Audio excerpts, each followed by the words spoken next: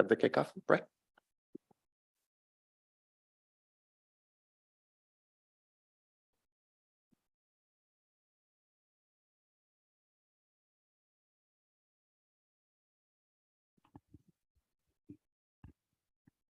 Oh, okay, thank you, Brett. Good afternoon, everyone, and welcome to the final of the first Public Service Data Challenge for Canada, that is. It's a great pleasure for me to be here. I'm actually with the Department of Natural Resources, and I've been, with government for quite some years, but I actually started at Statistic Canada my career in the federal government. So, and I've been to this room quite a few times. It hasn't changed a lot, to be honest, since probably almost 20 years ago now. But all this to say, I've had, I have very fond memories of Statistic Canada under the realm of Dr. Felagy back in the days. So very pleased to be here. Very pleased to have the honor to co-chair this event, the challenge, the grand finale. I'd like to begin by mentioning and wishing all a great National Indigenous Peoples Day. This is a day where we recognize and celebrate the history, heritage, and resilience and diversity of First Nations, Inuit, and Métis across Canada. So I'd like to begin by acknowledging that this event is taking place on land that has been inhabited by Indigenous people from the beginning.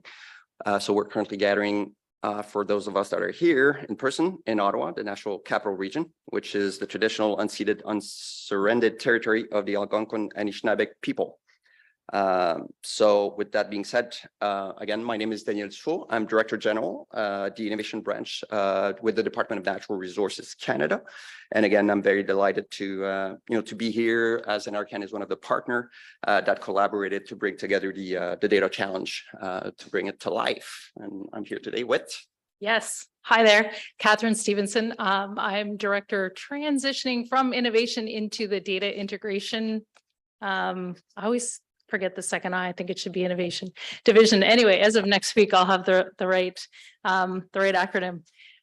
Good afternoon, and I'd like to wish you all a happy National Indigenous Peoples Day as well. I think for me, the foundation of innovation is really inclusion. And what does that mean in a practical sense? That means everybody is welcome.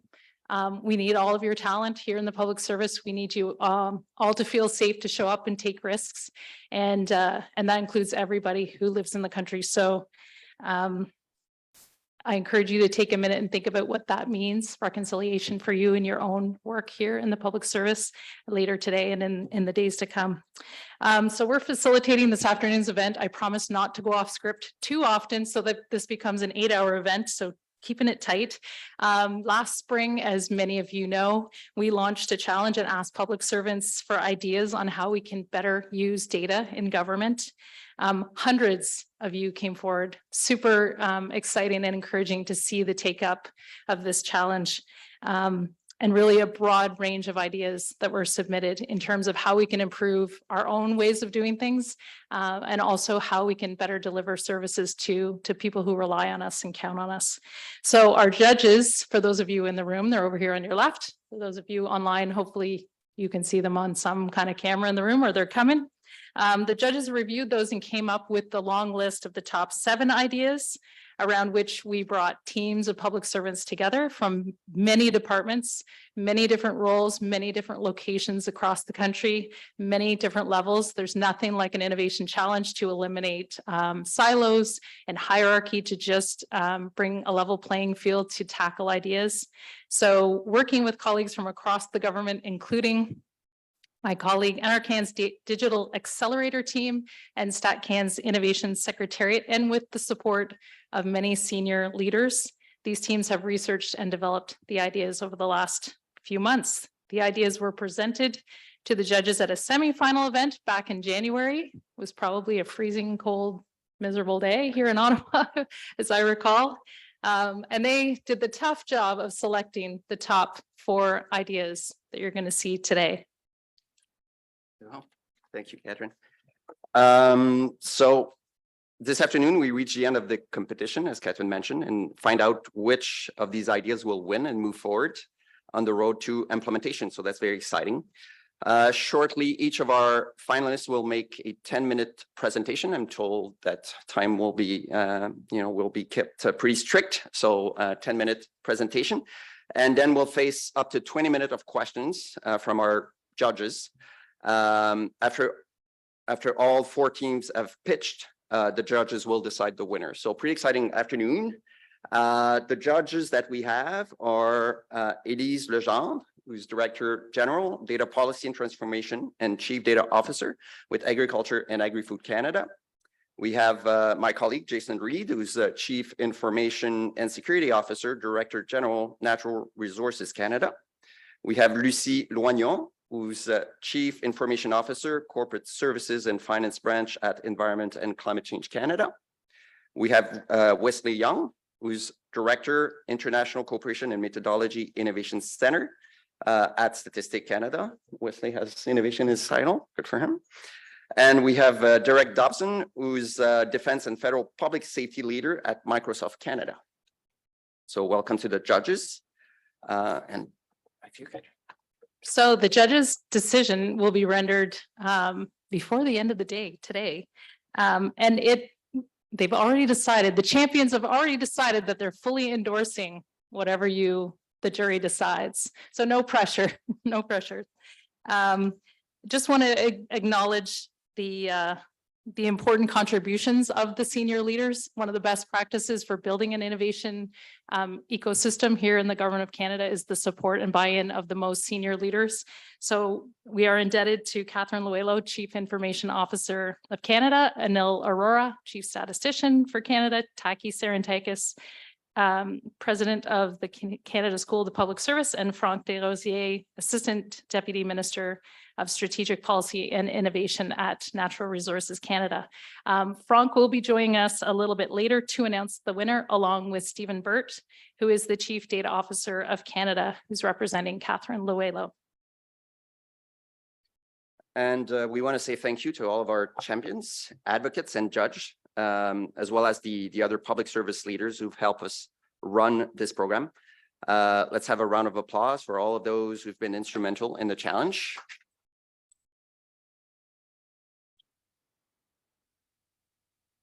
We also want to say thank you to the partners who have brought this program to life. So Statistics Canada, Natural Resources Canada, Global Government Forum, Treasury Board Secretariat, Canada School of Public Service, and our knowledge partner, Microsoft.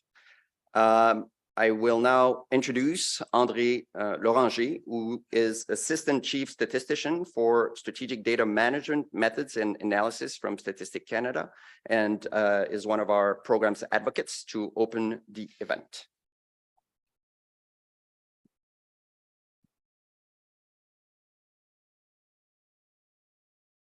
Good afternoon, bonjour. Merci à tous d'avoir participé à la session aujourd'hui. C'est formidable de voir le nombre de participants ici.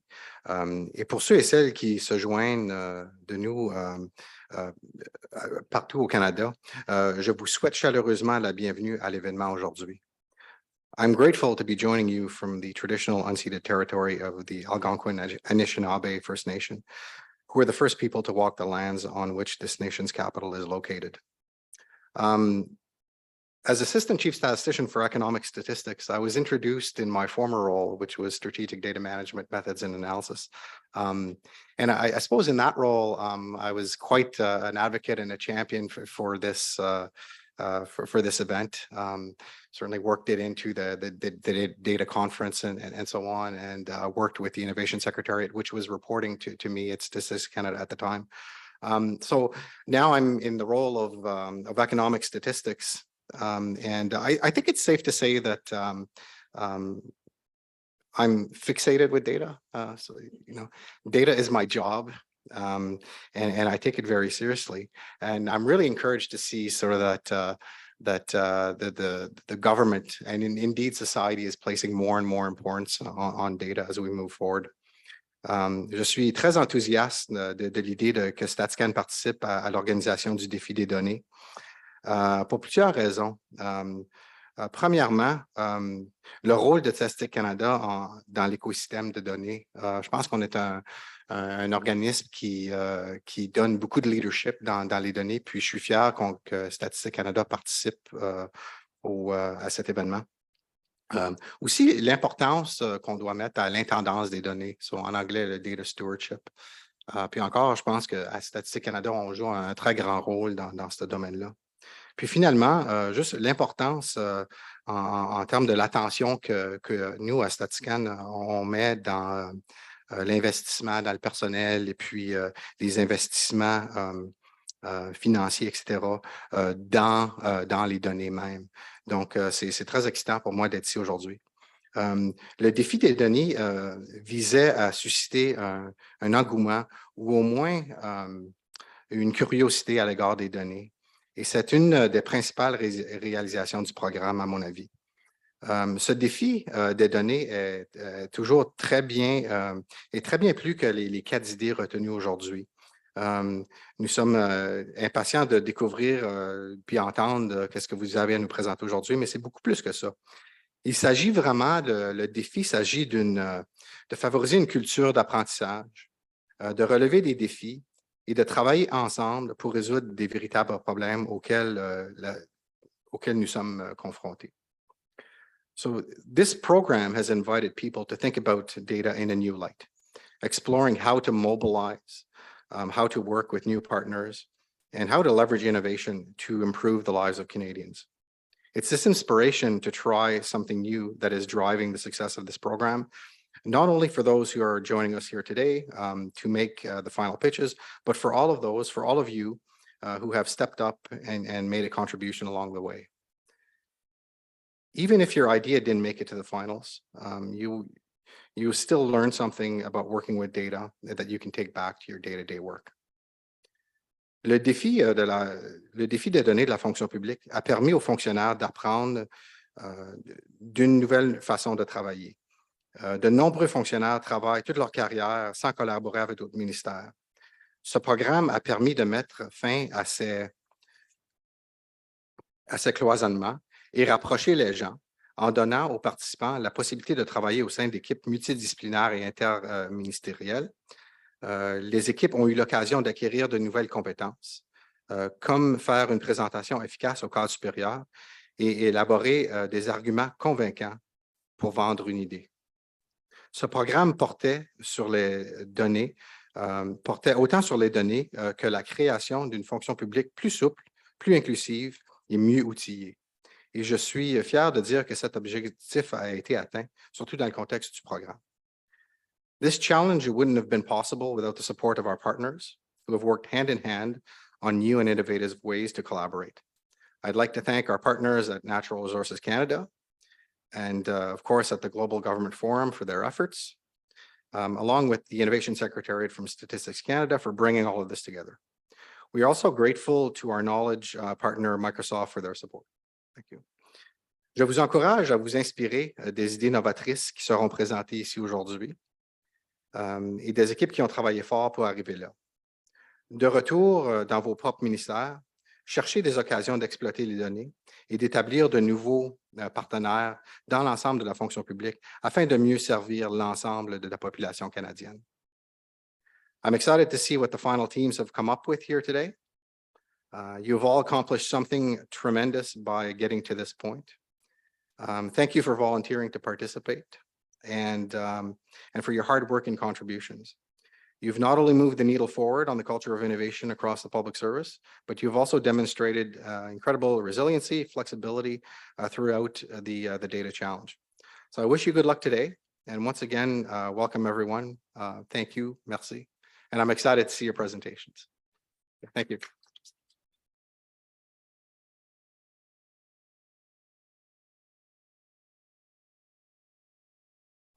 Merci beaucoup, André. Très inspirant. Donc, nous y sommes. Voici le moment tant attendu. Donc, la façon dont on va fonctionner, c'est qu'on va inviter chaque équipe à venir présenter leur pitch aux juges ici. Donc, on va faire 2 groupes. Ensuite, on va prendre une petite pause. Et puis, on va avoir les 2 groupes suivants qui viendront faire leur pitch de 10 minutes. Donc, pensez au Dragon's Den comme type de format. Et je tiens à dire, chaque équipe, évidemment, est une équipe gagnante de s'être rendue jusqu'ici. En soi, est un accomplissement duquel être très, très fier. Donc, bravo à nos 4 équipes. So the first pitch we will hear today is from the team looking to develop a predictive tool to reduce fertilizer runoff. And this one has been submitted by Environment and Climate Change Canada. And we will now invite them to present their pitch, which again has to be within 10 minutes. So I invite the team to join us up front. Okay, there we go. Good luck. Okay.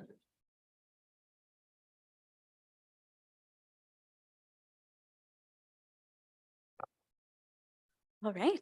Hello, everyone. Thank you for taking the time today to hear our idea on how we can reduce fertilizer runoff using data analysis and machine learning. My name is Kalina, and together with my colleague Heather, we are going to demonstrate the need for our fertilizer runoff alerting tool, AgriWeather.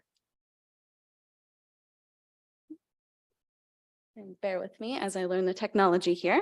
All right, so we've worked with a diverse interdepartmental team of public servants, as you can see on the screen here, which includes myself, Heather, Thierry, who is joining us virtually online today, and Shalene, who couldn't make it with us today, as well as former public servants Niranjala and Robin.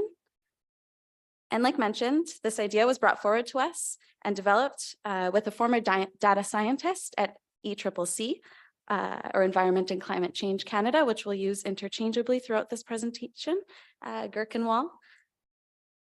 And let's get into why we need this tool. So, as you can see here, the 2022 State of the Great Lakes report, which is developed jointly by the governments of Canada and the United States, rated Lake Erie's water quality as poor and unchanging, the worst rated among all Great Lakes. Excess nutrients have been the culprit of this recent eutrophication, or that greenish blue algae you might have seen forming in the water. It's been heavily caused by agricultural runoff in the forms of fertilizer, for example, that flow into water streams connected to Lake Erie. These nutrients often disrupt our waterways when crops are either over-fertilized or fertilized too close to extreme weather events, such as floods or freezing. And on the screen here, you can see an example of that algae bloom in the Thames River watershed, which is connected to Lake Erie. And it's been severely affected by its poor water quality. The Oneida Nation of the Thames First Nations community relies on this water source for its drinking, fishing, and recreational activities, but it's had no clean drinking water for almost 4 years now. A water pipeline extension project has just received $43 million in federal funding this March, which will bring clean drinking water to the community soon. But this is just one example of how harmful nutrient buildup can be in our Great Lakes to our Indigenous communities and the economy. Now, according to ECCC, the agriculture industry is responsible for 9% of Canada's total greenhouse gas emissions. You can see here that the regions, the prairie regions, show a pretty low emission rate, even though there's been intense farming practices in those regions for decades.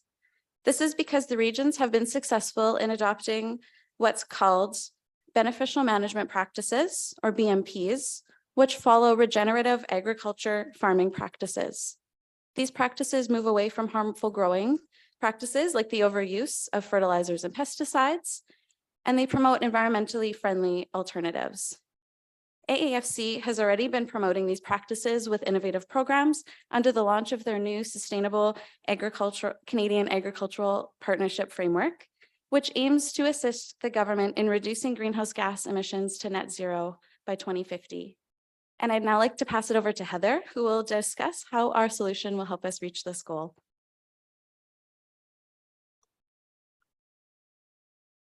Thanks, Kalina. So our solution has two parts. The first is a fertilizer runoff alerting tool that we've coined as FRAT, and a second component of a water quality database. So we can check how the alerting tool is working and how the water quality levels are changing. For this project, we've identified key partnerships with ECCC, looking to build into existing programs and infrastructure that are existing.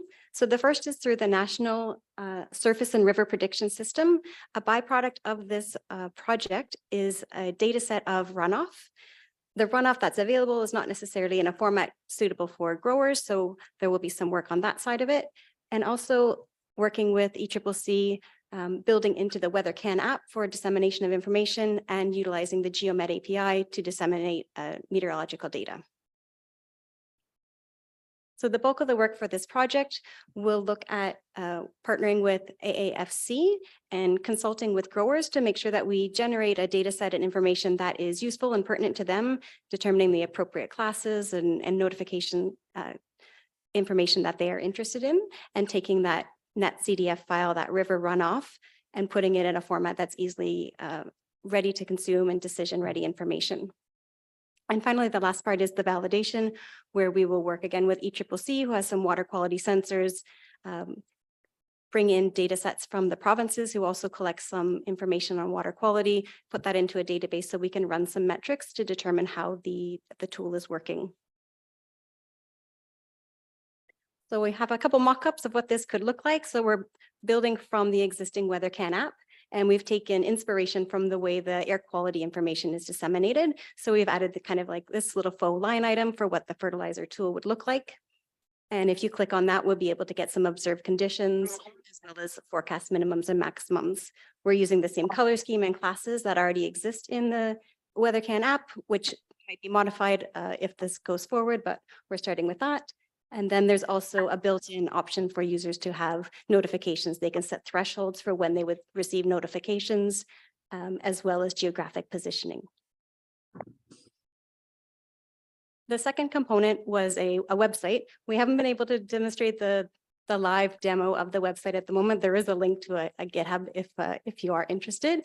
But this will allow you to have a spatial view of what that data looks like. So we have some simulated data here of the Lower Thames River watershed, and we've categorized it based on the probability of runoff. And the user, at the moment, you can see a 1 to 3 day forecast kind of in the map.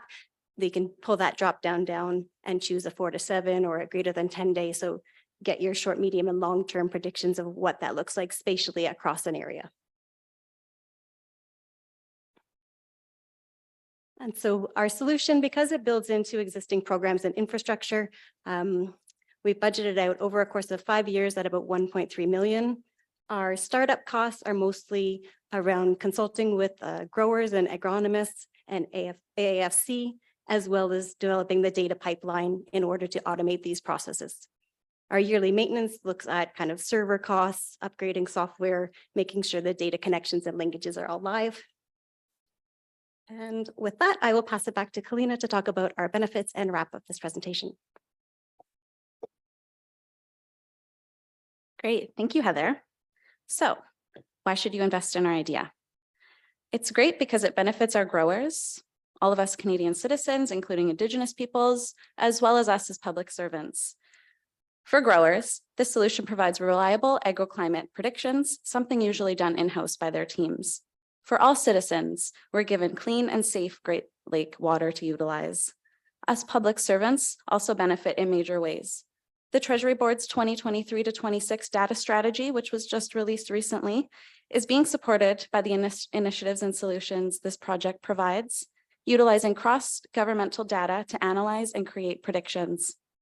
The results we gather from water quality analysis can then be published onto the Open Government Data Portal for use by all Canadians. Another benefit is collaboration with provincial, territorial, and Indigenous group partners to promote grants and contribution opportunities with programs under ECCC's Freshwater Action Plan and the Great Lakes Protection Initiative, for example, which aims to reduce water advisories for all Great Lakes. Now, in terms of next steps, we propose developing a fertilizer runoff alerting tool built into the existing WeatherCan app, like we demonstrated earlier. and also a web page onto the ECCC's website. We'll also build a new Azure water quality database to verify and validate results with biosensor data collected from National Research Council's Detection and Automation team. All these initiatives work to align with existing federal policies and programs across several departments, and we hope to see more change surrounding water quality and agricultural practices in the future. Now, we'd like to end with this quote, which says that water is life and clean water means health. And we thank you for your time today and are looking forward to the questions from our judges. Thank you.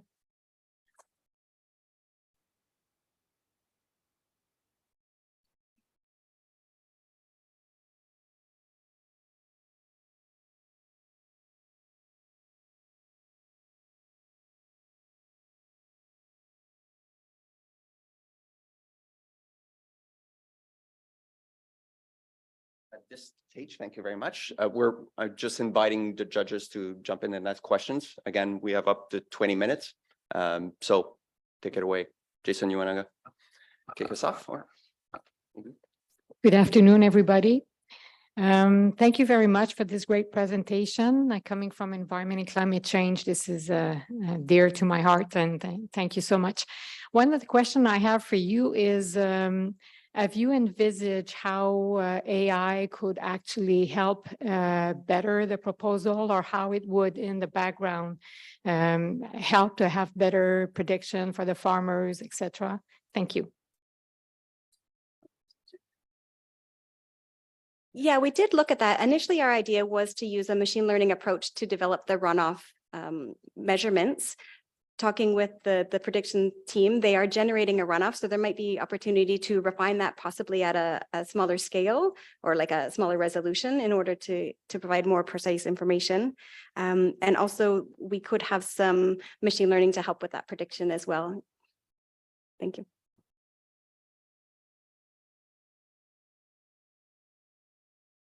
I think just following on from that, you're going to create quite a lot of data as a result of the process that you're actually going into. Have you given thought to what you can use that data for, when you're actually doing the monitoring after you've brought the app in and looking at the effectiveness and how that can further develop your own models? Have you got thoughts on that? Yeah, great question. So we've thought more along of what other agricultural topics we can, or issues we can hit with this. So pesticide usage is another one. We're specifically focusing on fertilizers and the nutrients that those build up in our waterways, but it is something that we've thought about, and we've partnered with someone at AAFC who does industry and technology transfer analysis and integration. And so we're hoping that with further partnership with them, we'll learn more about what growers want and what they look for in terms of agroclimate predictions.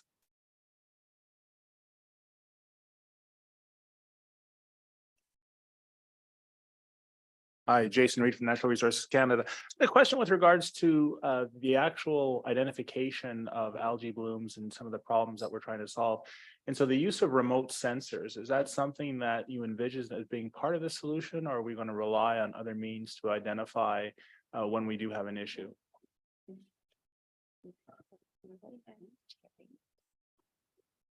Yeah, I'll start and then we'll see if Terry, who's listening online, might have anything else to interject.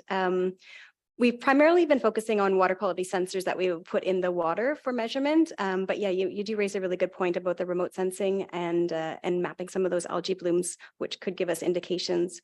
We initially were looking at kind of nitrogen and phosphorus as kind of the main chemicals to look at. And I'm not sure, I don't have enough background on the remote sensing side of it, but there might be some ways that we could explore that further. Good question.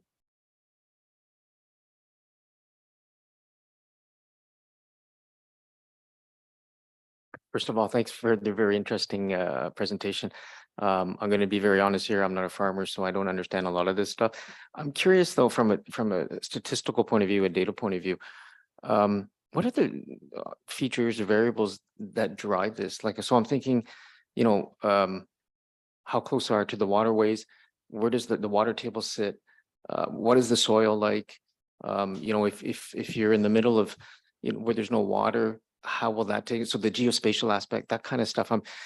I know that's quite detailed, but I'm very curious in how do you have the data that can support that kind of stuff? Because I think those are the types of features that might be important. And if you use machine learning and you have that data, that'll find it. But I don't know, do the data sources have that type of information? Yeah, you raised a really good point, and you actually do hit on a lot of the data sets that we do need in order to measure runoff. At NRCan, we do have a national elevation program where we're collecting high resolution LiDAR data, and that's going to help us get really good information that we can find out what the slope of the land is, what the flow direction, and kind of rates of flow. There is at NRCan as well a groundwater modeling department or group that is able to kind of give us an idea of what the depth of the water table is, as long with the precipitation, and those kind of factors will help us. So there is a lot of data that does exist. And so, yeah, I think it's certainly quite feasible. Different areas of the country, we may end up with like a less confident prediction, but yeah, it's certainly we are building a great database of information to spatially handle that. Thank you. Elise Lejeune from Agriculture and Agri-Food Canada. Very interesting. And I have to commend the team on the progress that's been made since January. You guys really thought it out and pushed it. So good job on that. My question has to do with the sector and the consultation with the sector. I see this as an information sharing more so at this point. I think that's how you're portraying. Could you elaborate a little bit on some of the application or some of the development that could be made to, for example, we have fire ban, right? To make the parallel with forest fire an indicator. And do you see this as a potential application? Could that be done? And how do you, for it to be successful, you need to be able to penetrate the market or penetrate your group. So what would you do to be able, what would be your strategies there? All right. Yeah. I guess I'll start with the first portion, which is can we use this in other areas such as the forest fires? That's definitely the goal. We've decided to start small with our focus on solely fertilizer and just in the Lake Erie. But like mentioned with pesticides and other things, and even other weather agroclimate issues, that's our hope with reaching out to farmers in next stages, should we get the funding, is to see what other weather conditions would you like to be notified about. So fire is a good point that we did not even think about ourselves in our team. So yeah, that is next steps, hopefully. And then I am blanking on your second That's point, okay. The sorry. first one, what I was getting at, I'm sorry if I wasn't clear enough. It's about, could you see a time where this could be used to say no application, no fertilizer application, for example, right? So that you would get into those kinds of areas with this tool, because I expect, knowing my stakeholder base, that's the kind of thing they're going to think about. And I think my second question was in that realm as well. So Yeah, okay. Thank you for clarifying. how do you make them adopt it? So that they Yes. make those actions, they change their behavior, and they actually get to those benefits and those outcomes that you're talking about. Great. Okay, thank you. Yeah, so in the WeatherCan app, there is already a push notification that goes out to mobile users.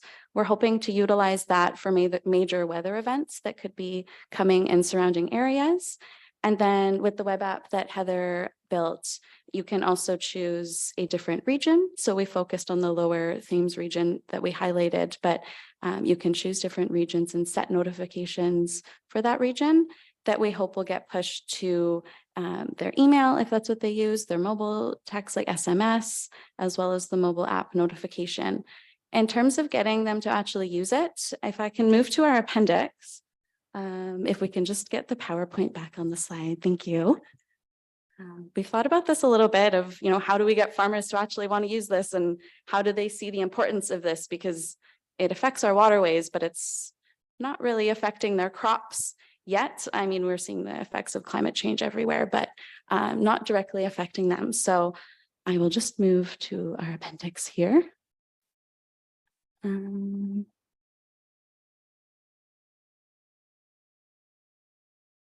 Okay, and I apologize, I cannot pronounce the company's name. That was Thierry, who consulted with them. But Muriel, an executive director, at the last company you'll see listed on the screen here provides consultation to farmers and is an industry expert. So we're hoping to collaborate with her to run some engagement sessions with the farmers, which we've also highlighted in the last portion of our cost appendix here, to just gather some feedback and also have some engagement sessions teaching the farmers about the importance of the app.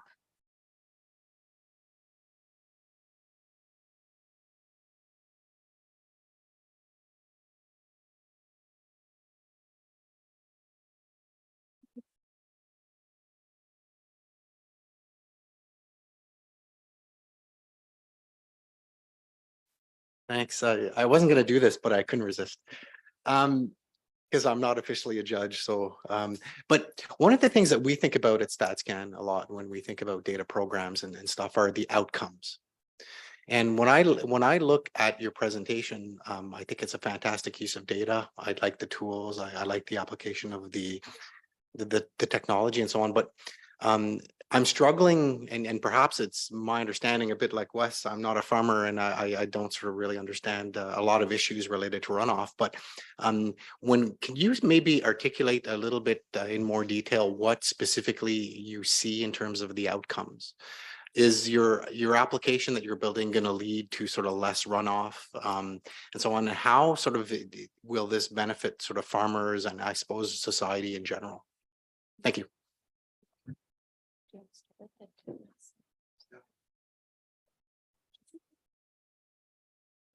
We're deciding who should answer.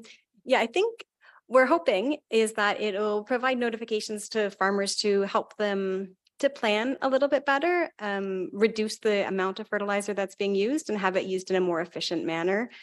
We started with a 10 categorization just as the air quality, but it actually might make more sense once we do consultation is to have like a don't fertilize and a fertilize. It might just be a stop go system. That would be a better notification than 10 different values.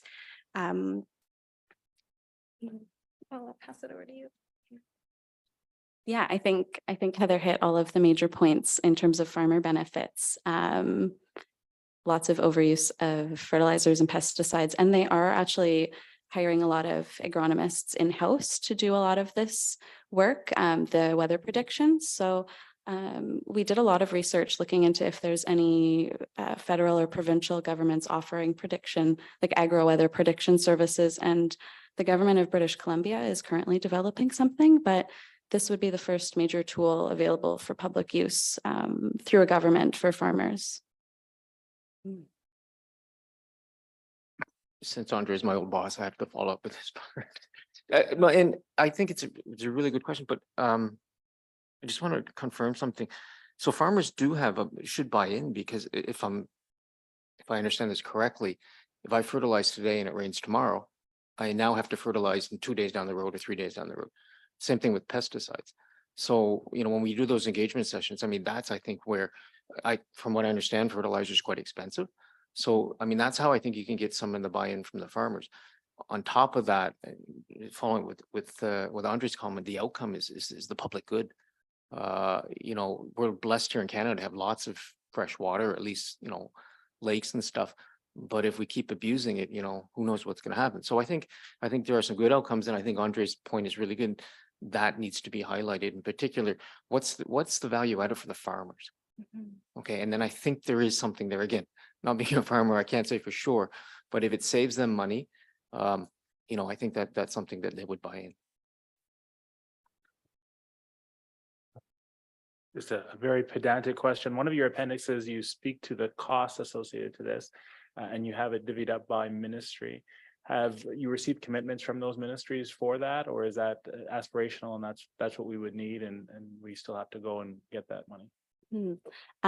Great question. So in terms of the WeatherCan app funding that we had pulled up, and that's all right, I don't think we need to show it, but we had consulted with a member of their team and they had given us those funding costs. Heather may have to jump in, but they said that they could work a lot of this into their existing infrastructure and their existing work plans. But in some, no, this is all hypothetical, and we're hoping to receive funding from those departments. maybe I'll just say for sure that, yeah, we did get consultation for the numbers, but not a full solid commitment on budget, yeah.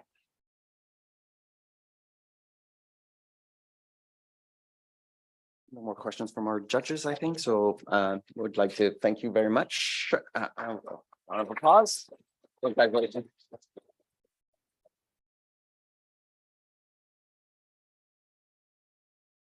So well done. I think this was a great pitch and great discussion with our judges. So we will now be moving on to our second pitch of the day, of the afternoon. I'd like to invite the team that is looking at creating a needs analysis tool for remote communities. And this one has been submitted by Crown Indigenous Relations and Northern Affairs. So I'll now invite our team to come to the front to make their pitch.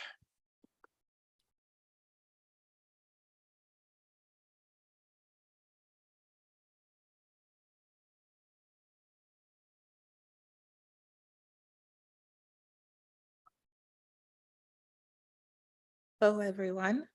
My name is Ocean Mutombo, and along with me, I have Nash and Depeche, and the rest of our team is joining us virtually. We have Wana, the originator of this idea, along with Janie, Afan, and Adesti joining us virtually. So today we continue to present on the needs analysis tool for remote communities. We have taken the feedback from the judges and from our previous discussion, improved on our tool and strategy.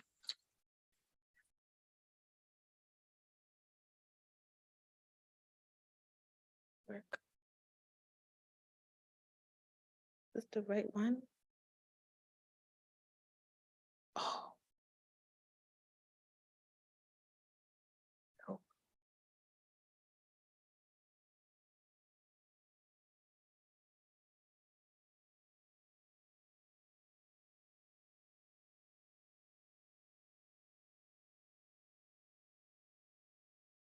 No, nothing's happening.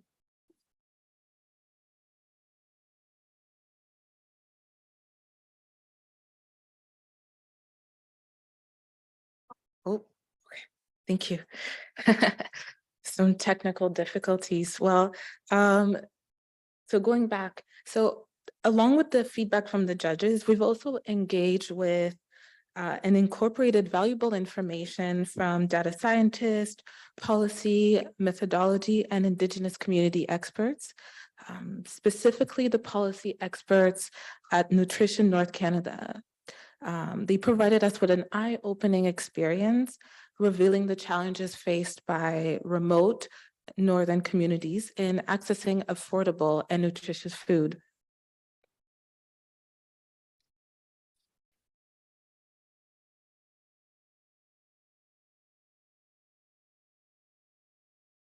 A little bit about the background. The Needs Index was developed to inform food security funding for remote Indigenous communities, taking into account multiple socioeconomic factors that impact remote communities beyond the cost of the revised Northern Food Basket. Right now, the Needs Index is currently operational and functional, but it requires further refinement.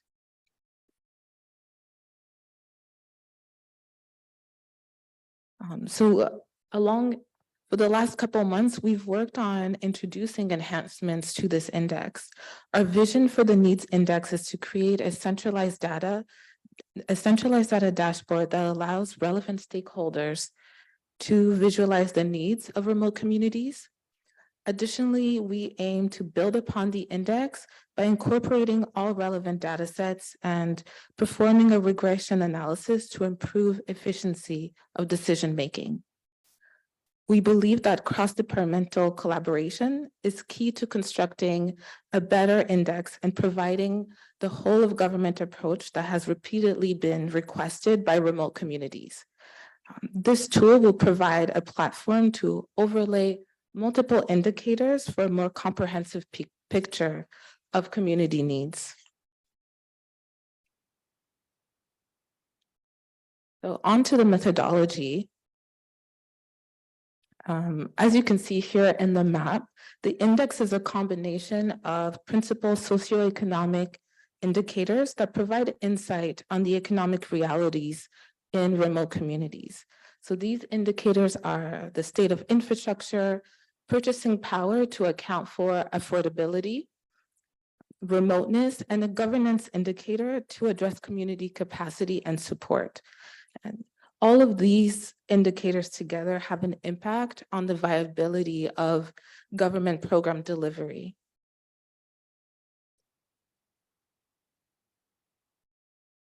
In addition to using geospatial information with census data, the Needs Index also addresses the issue of poor data quality by actively building relationships with remote communities through Government of Canada funded academia and on-site visitation by Indigenous employees.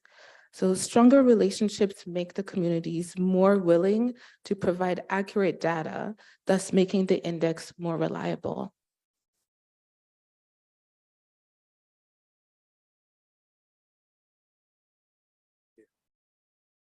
Hi, everyone. So we did an environmental scan where we compared our needs index to the community well-being index and the quality of life framework. While both seek to quantify the well-being of different communities, they fall short for remote and Indigenous communities because of their sole reliance on census data. Due to the historical and ongoing trauma, Indigenous communities have a strong distrust of census officials. Coupling this distrust with shifting census subdivisions, this leads to subpar data that is limited in its accuracy and completeness, rendering them both incomplete. Now, I have a demo from my colleague Harry on our Community Needs Index dashboard.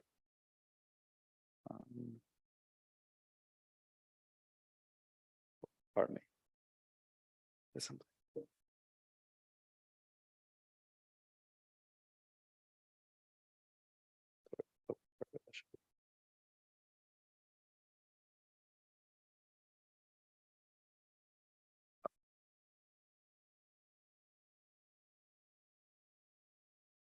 That's something we can, yeah, there is sound to it.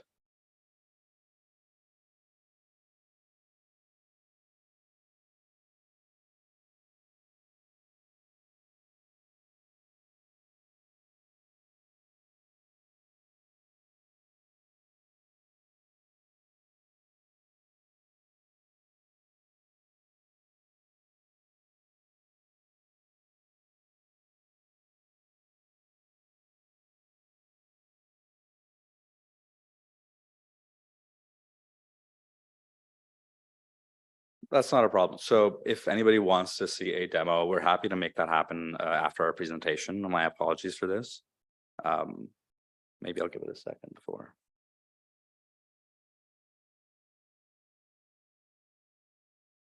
Can you tell us what this demo is about? Perhaps course. just describe it. Yes, so we are using Microsoft Power BI to put together data from an index. What we're using is an Excel sheet that was used by the program administrators of Nutrition North Canada. So we're actually using data that was used to fulfill a program. Now the data, there's obviously a regression analysis, as Oshan mentioned, that this data needs to be improved and developed into a professional index.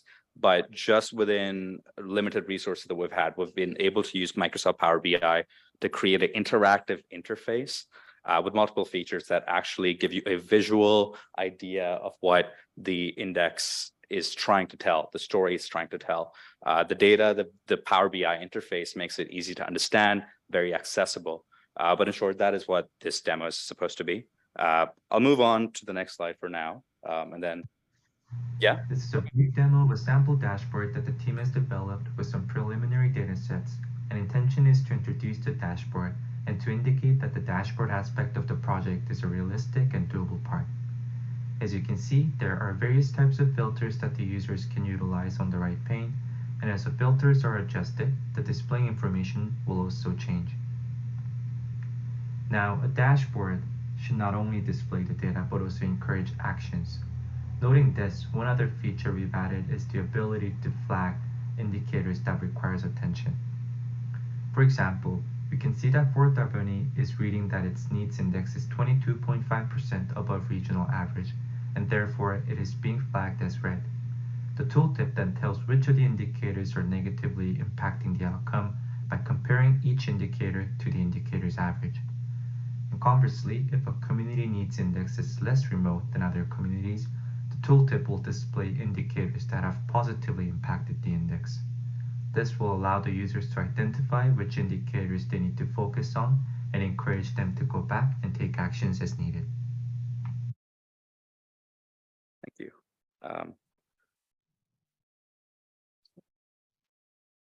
So with our improved data analysis model, we address the following key challenges. One, to harmonize the definition of remote. Different federal programs and departments have different definitions with partial overlap in communities classified as remote. We have a sliding scale and a dynamic feature that can be adjusted in accordance to the program that adopts it to give, and it's based on population percentages of Indigenous communities, and it can actually give us a better idea and adjustable to the program of what is remote and what is an Indigenous community. Two, to improve the data quality for remote Indigenous communities by promoting Indigenous self-determination in data collection, ownership, and interpretation. This in turn aligns with the TBS and ISK's newly published data strategy. Our community needs index will help meet mission number 2 and 3 of the strategy, which is to make data available for decision-making and to aid in providing data-driven services. In particular, our project will advance a whole of government approach to management and sharing of data for Indigenous communities.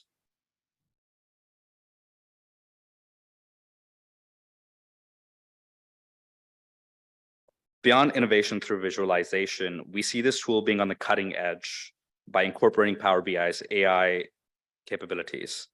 Some features AI will offer us are using natural language with the ability to translate, to query and generate insights and visuals, and the ability to automatically detect patterns and trends in data through insights. Now we're passing on for communications to Nash. Thank you. Hi, everyone. I'm excited to talk about the communications approach we're considering for this project. We would like to include voices from remote communities throughout the product cycle, during and after development. The goal is to strengthen the ongoing relationship between government and communities. It contributes to the evergreen usage and longevity of the product, supported by the communities. This plan is based on the characteristics of the engagement from the Departmental Results Framework developed by Indigenous Services Canada.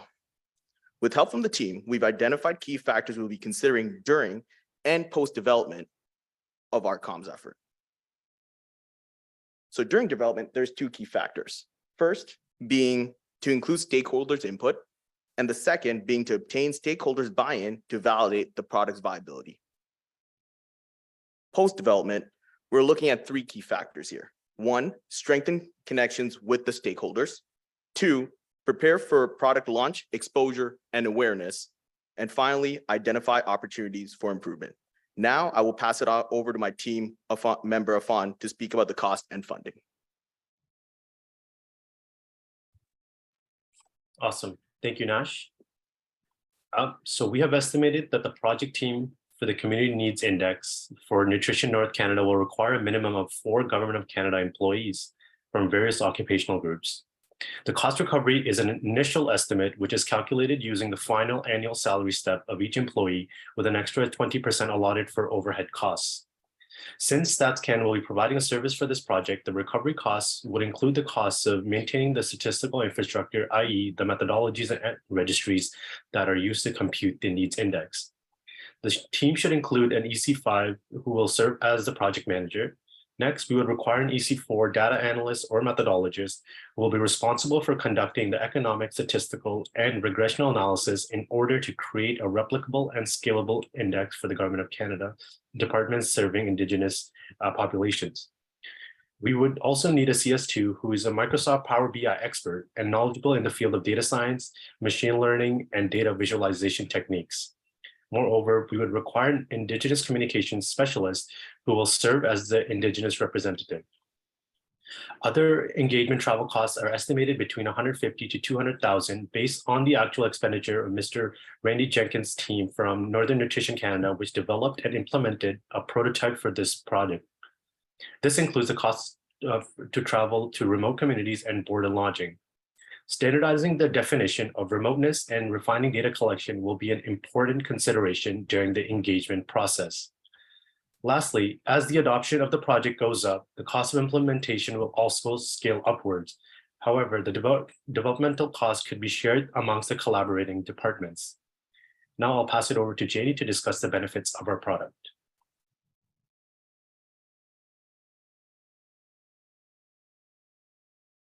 So I will be speaking on the benefits of the product. So to wrap up, we as a team have recognized that the needs index can be beneficial to not only community leaders, but also relevant government departments. So it is to promoting collaboration, promoting data centralization. The dashboard and the data infrastructure that are going to be built for the project would serve as a centralized hub for community data that facilitates further analysis and research, promoting trust and transparency and equity. And most importantly, I believe, promoting equity. The tool can serve as a robust information source to support the analysis for more equitable, efficient resource allocation and policy decision-making.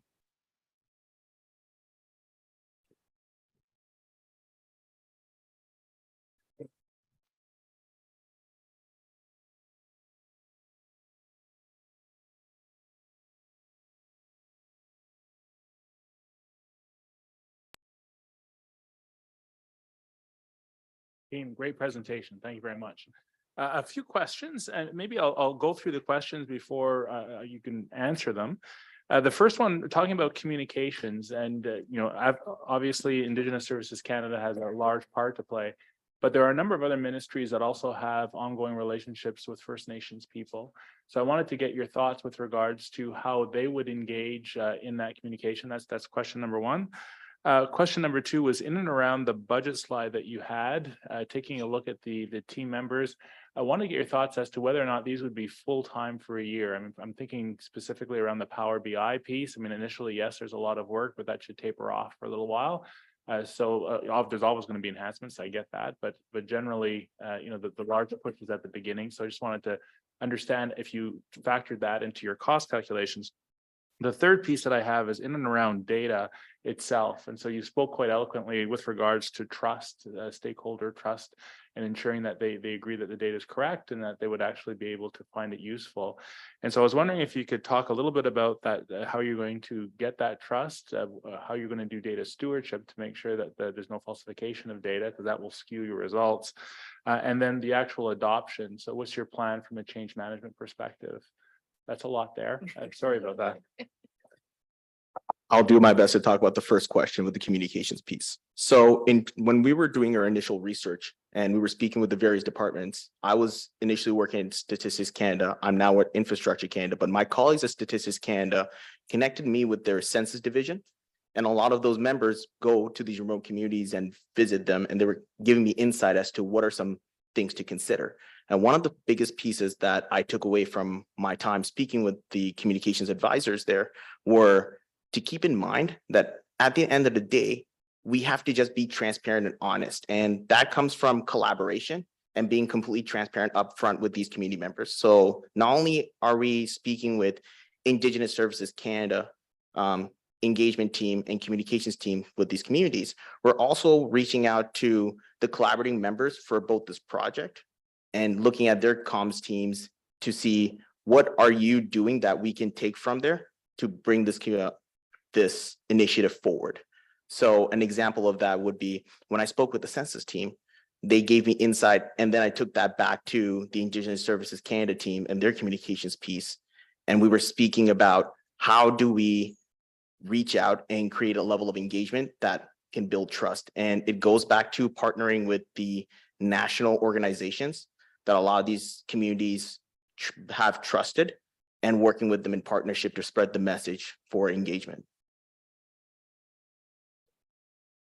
Thank you. That's helpful. When I look at Natural Resources Canada, we have a sector led by an ADM called Nukwewash. And so we have direct communications with Indigenous communities in the areas of natural resources and power. And so with that, your approach, I think, needs to take a look at how different departments engage. You know, Indigenous Services Canada, clearly a leader without question, but there's a large community there. And so going just with one voice, I think we need to make sure that we include all. So that's what I meant by my comment. I could try to take the second one. So thank you for that question in regards to the Microsoft Power BI expert, whether it would be required for 1 year. So we have estimated the cost for all the 4 Government of Canada employees for the entire year. However, the Microsoft BI expert might be working on the Power BI platform and the dashboard only for, let's say, a couple of months. But that individual will also be somebody who's has a background in machine learning and data science, so they could be working on other platforms for the data to try to see if the data could be displayed using other softwares in a more efficient way that's useful. But at the moment, we have estimated it everybody to be over for the entire year.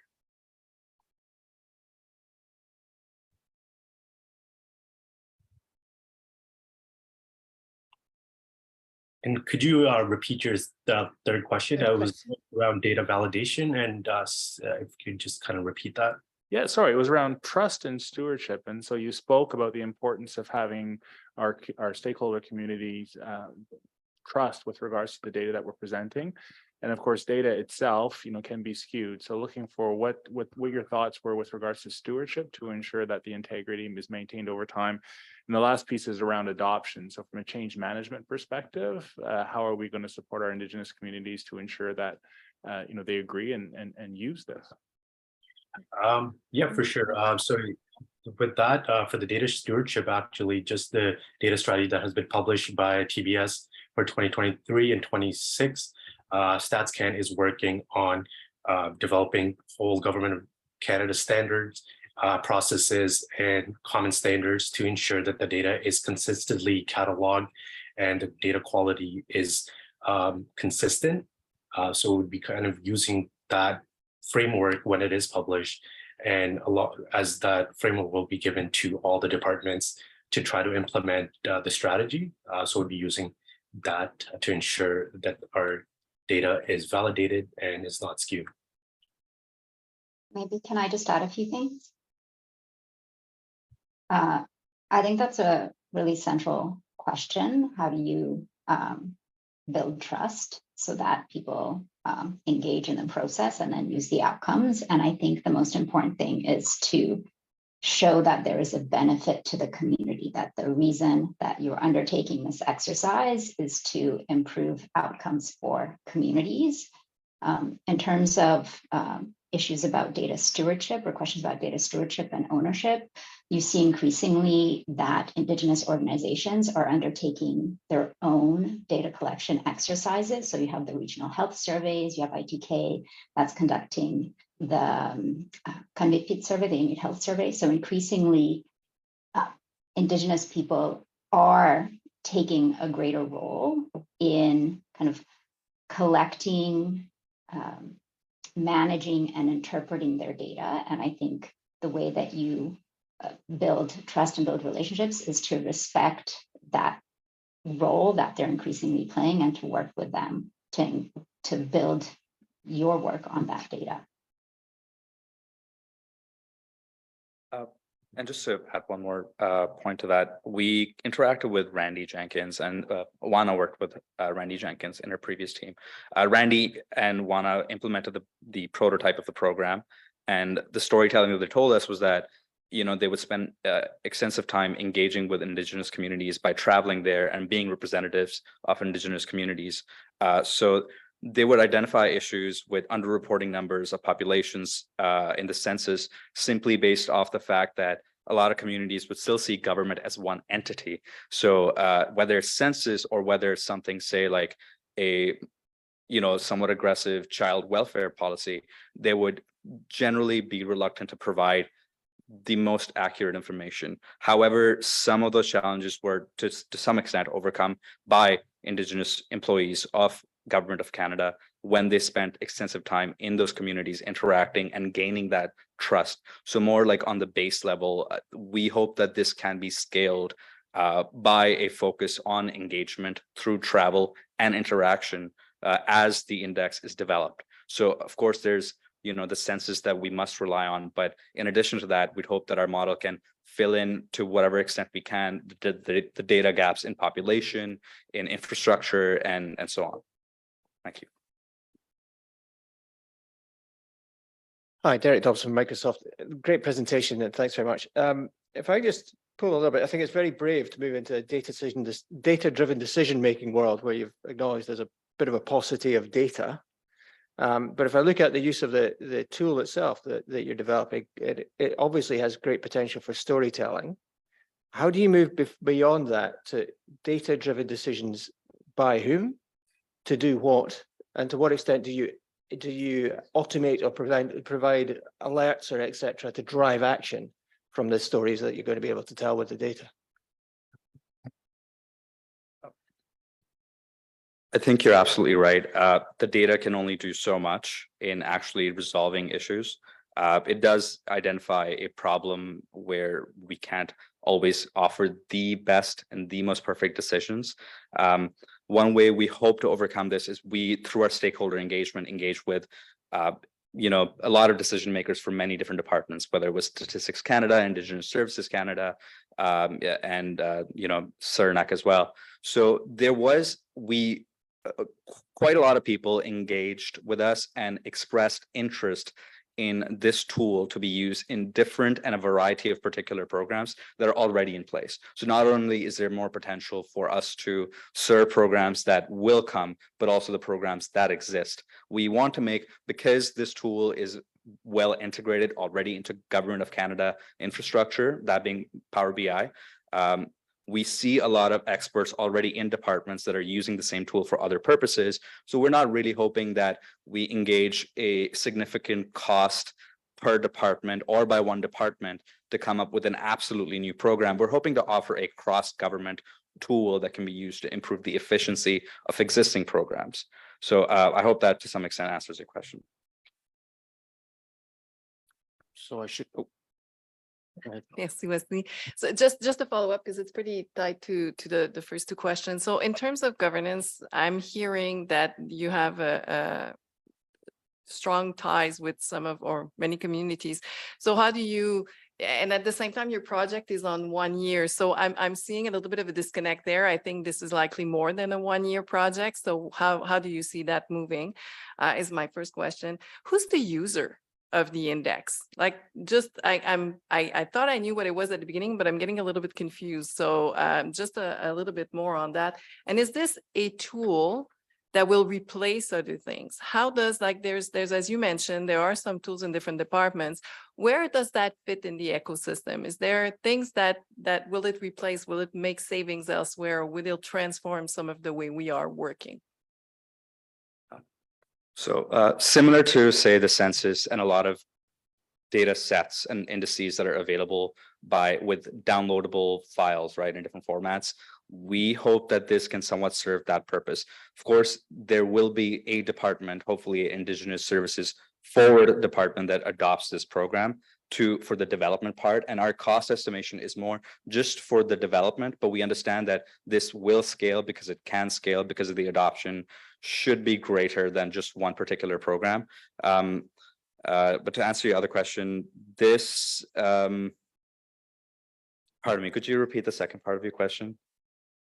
The second part of the question was more about, I guess it's the authoritative nature of it. Like, does it replace other tools? Does it make savings elsewhere? Does it bring that collaboration and streamline some of our processes? I guess is another way to put it. That's right. And who the tool is focused towards. You're absolutely right. So who's the user? So the original prototype was focused towards being used by program administrators. So say the Nutrition North Canada's food basket program, it was focused towards users of that program. But it shouldn't be, in our opinion, it shouldn't be limited to that. So because Microsoft Power BI has an ability to integrate into a web interface where all the features are just as usable through a website as they would be on a, more or less on a downloadable file.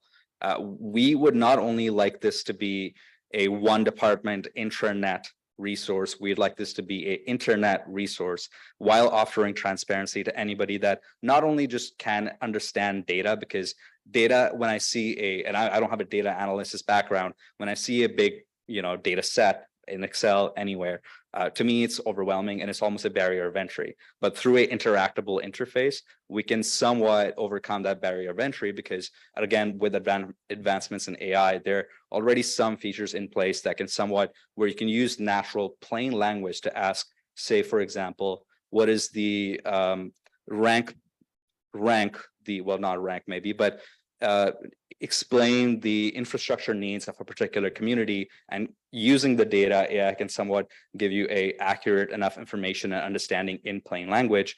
And that's on one side, but even on the other side, you can actually use AI through insights to not only just generate questions, but also to answer and explain expansive data sets. Say, hey, what does the remoteness index even mean? Like, what does it entail? What are the different factors? What was the research? And you can ask through plain language a explanation, and it's somewhat even, binding it into trust, transparency. We don't want ideally a data set that has a lot of different numbers on it. We want plain language explanation of why some decisions are made and what is the weight behind them. Just to add on to If I can just add a couple of comments. So the original needs index was developed to inform the funding formula for the budget 2021 investment that Nutrition North Canada received.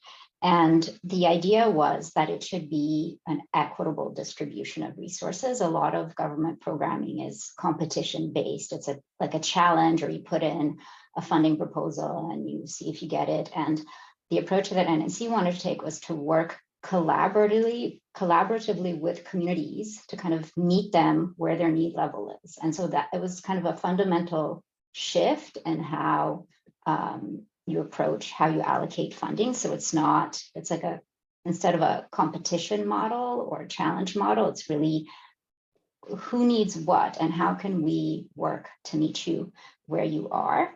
Yeah, that's what I wanted to add. Yeah, just one final thing. So as for the savings of the costs, once the Power BI model is actually up and running, and we can automate the process for the dashboard to be updated, which the dashboard's indicators could be used by the various government leaders in a department, say NNC or Indigenous Services Canada or other departments that use those indexes and indicators to allocate funding. So they would be able to see just on the map, the different colors and where it requires attention, the green areas versus red. So that would provide some decision-making power to the leaders. And once we can automate the process, then it would also provide savings for FTE not to be working on the data sheet on Excel to then try to build a dashboard or to update it manually. So that's how the savings we see could come. Thank you for the presentation. My questions were already been asked by the other judges, but I have two comments. First comment, comms and engagement is so important. When you do these indexes, you're going to get competing groups. They're going to say, no, that index doesn't benefit me. I don't think that's the right index. So you got to be very careful, and that's going to be you're going to have to walk that tightrope. Second point is I'm hearing a lot about tools and all that kind of stuff and dashboards. I love that. That's great. But you know where the real value of the data comes from is after the fact. Okay, and more to what Andre's saying, outcomes. We want to know by going deeper into the data. Okay, it's great to have an indicator, but the indicator should tell me where I need to dive deeper. Because what I really want to know is what levers do I change or move to impact outcomes. So if we see that a particular community is doing really, really well, and then we go into the data, we say, well, that's because they're doing this, that, and the other thing in those dimensions, that helps other communities to influence their outcomes. So I would suggest if this goes forward, you consider that. So it's not a one-year project, okay? 1 year to put the dashboard together, but I think you want to build in something where you can then, I don't know if you want to call it a service or whatever, but the real value, I think, is going to come out of further deeper dives into the data. Whether you guys do it or your team does it, or you expect the other departments to do it, that's to be discussed. But I really think that's where the real value comes in, because indicators, so the indicators tell us what's happened in the past. We want to use the data to influence what's going to happen in the future. That's the power of the data.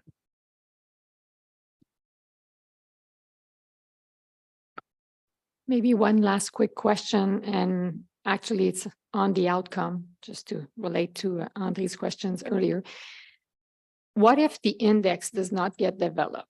I'm assuming you're going to, like, the resources are already allocated with current indexes. What's the consequence? I have yet to really grasp the problematic, like the size of the problematic.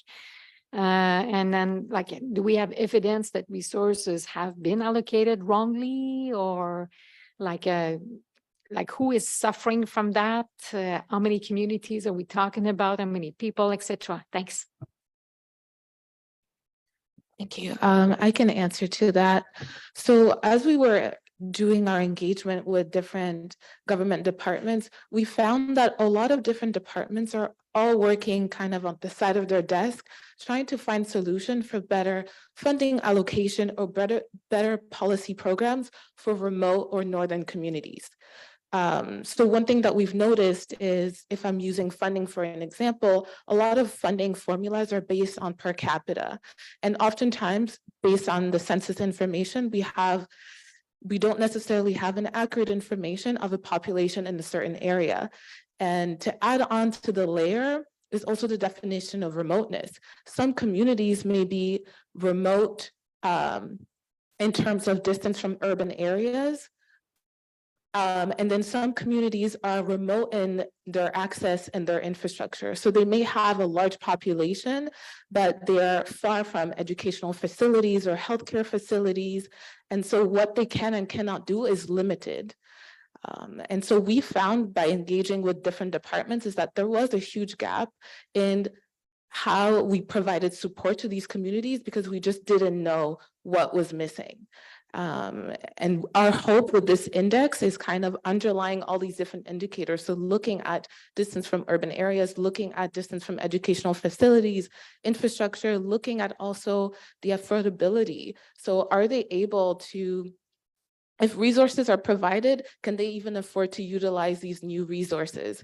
And oftentimes it's not necessarily there. And I do think that there is value in providing this index for multiple, like, we are heavily focused on Indigenous communities, but there are a lot of different departments that are also looking at improving different outcomes in remote communities. So you're looking at infrastructure, you're looking at broadband, you're looking at healthcare as well. And there is a huge gap. And so our index is really focused on understanding what we currently don't know, or should I say, we know, but we don't have proof. And so what we're hoping to do is to get that proof and connect what we have in census data right now with engagement with these communities and combine them to actually have a viable product.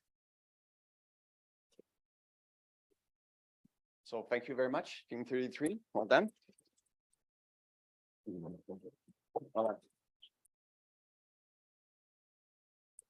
Hey, so thank you so much. This was great. Again, great presentation, great pitch, and great discussion with the judges. So two teams have gone forward, and we have two more to go. So, our judges already have quite a lot to consider and reflect upon. So it's going to be quite challenging at the end of the day, with two more teams to go. So we will.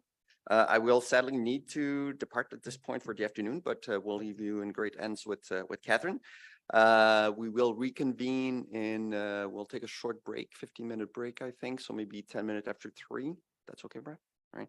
So we'll reconvene at 10 minutes after 3, so 3:10. And I believe refreshments are being served at the back of the room. And again, we will recommence in about 15 minutes.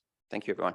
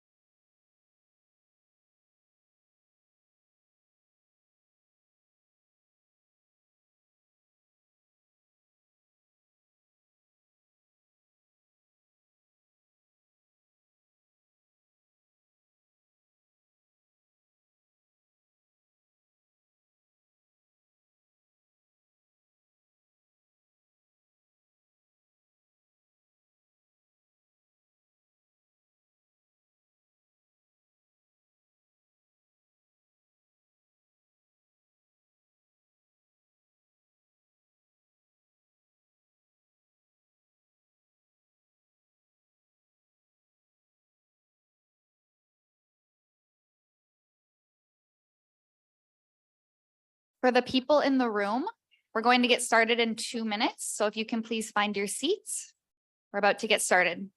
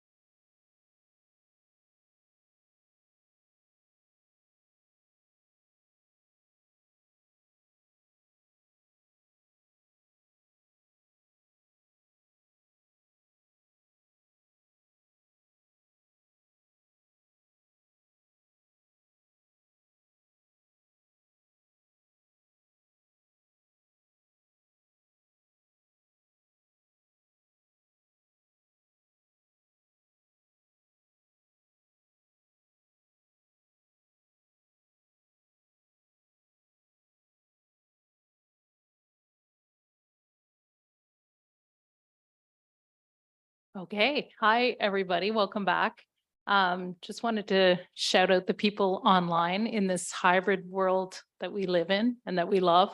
It's not always as obvious that you guys are back there. So hello to the people who are online, and hi to the people in the room. Hopefully you profited from the smaller turnout in the room today to load up on snacks.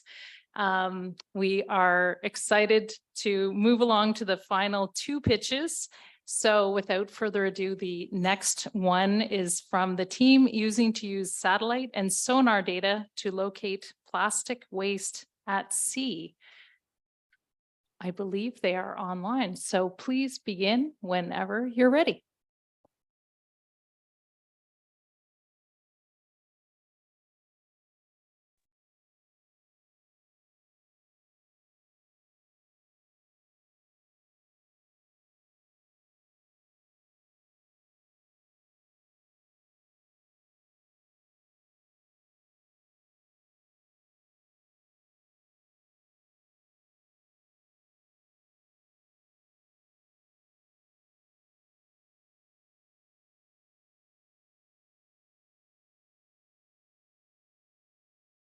Going to say you may be on mute, William, if you are speaking to the audience, because we cannot hear you here.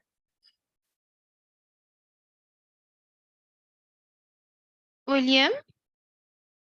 Yep, I was on the wrong mic. Well, thank you for addressing that. I was checking to make sure that everyone else was okay. Speaking into the void. All right, so are we all good to go? Perfect. And I guess everybody else also make sure you're on the right mic. So go ahead and get started. Good afternoon, judges. We've come to you today to propose an innovative solution to detect abandoned, lost, or otherwise discarded fishing gear in the ocean, commonly known as ghost gear. Current methods of locating this deadly marine debris are costly and inefficient.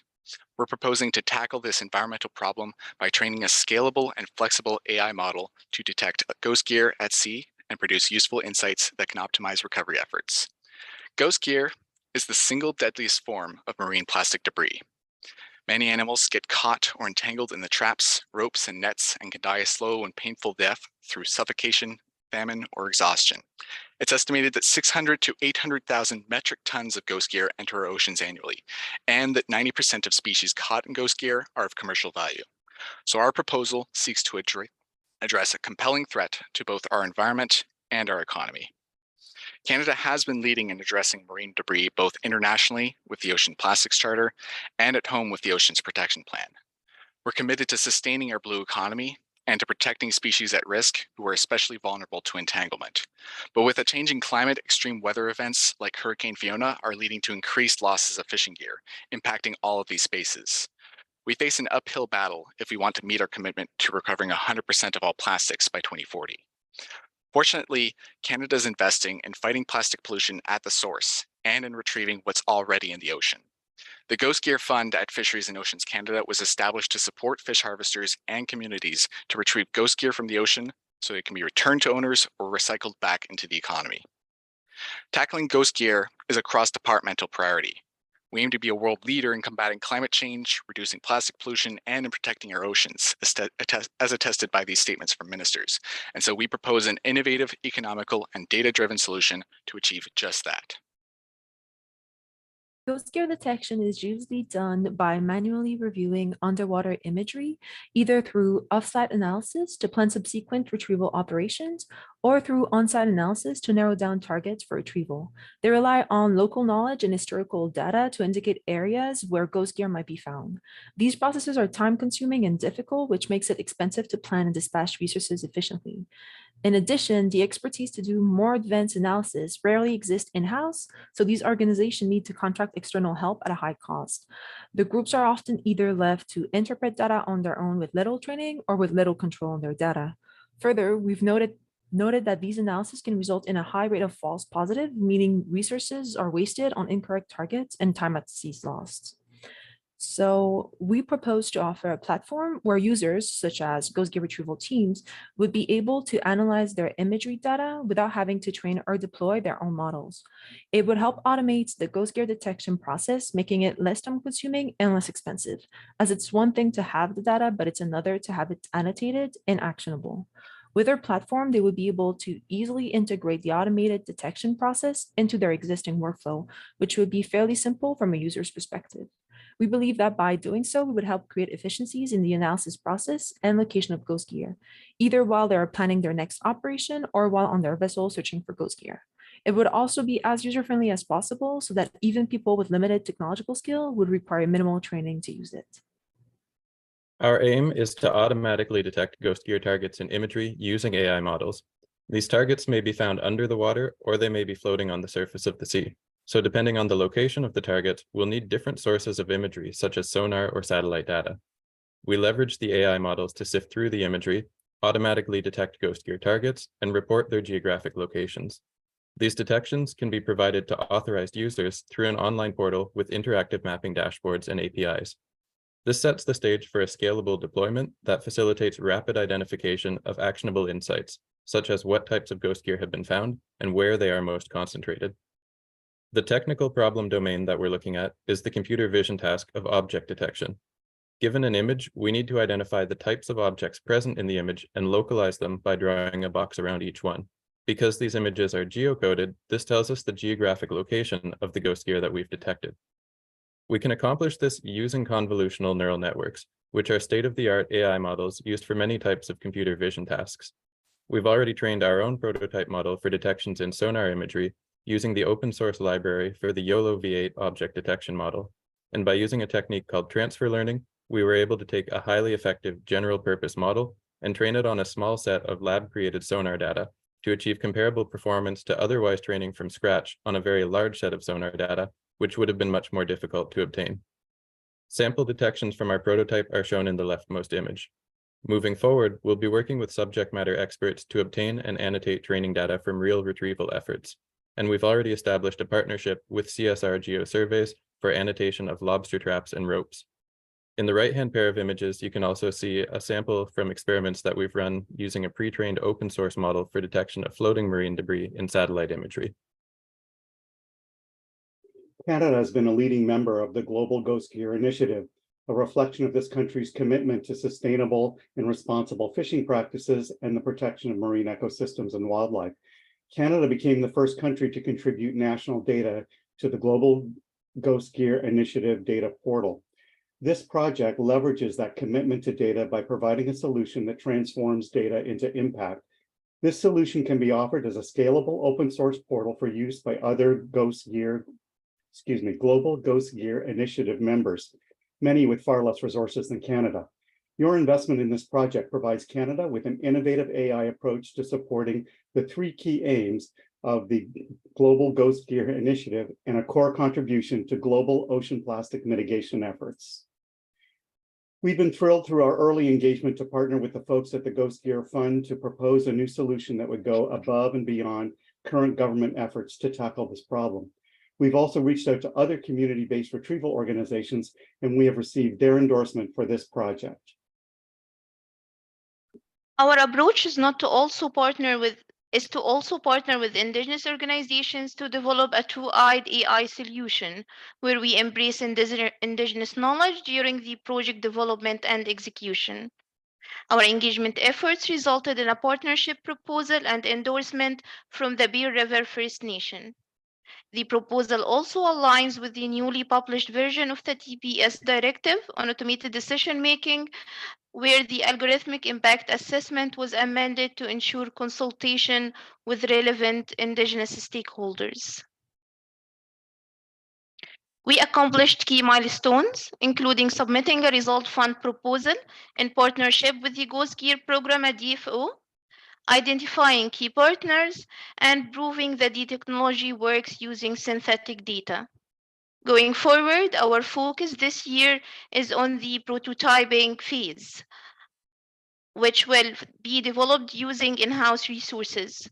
During the prototype stage, we will also examine more closely the different options to scale the project, including but not limited to identifying more than one type of lost gear and developing an AI-based cleanup prioritization tool. During our engagement efforts, we have identified Canadian vendors who have already developed some of those functionalities, and we are working on a strategy to engage with them. and your funding will enable us to do so.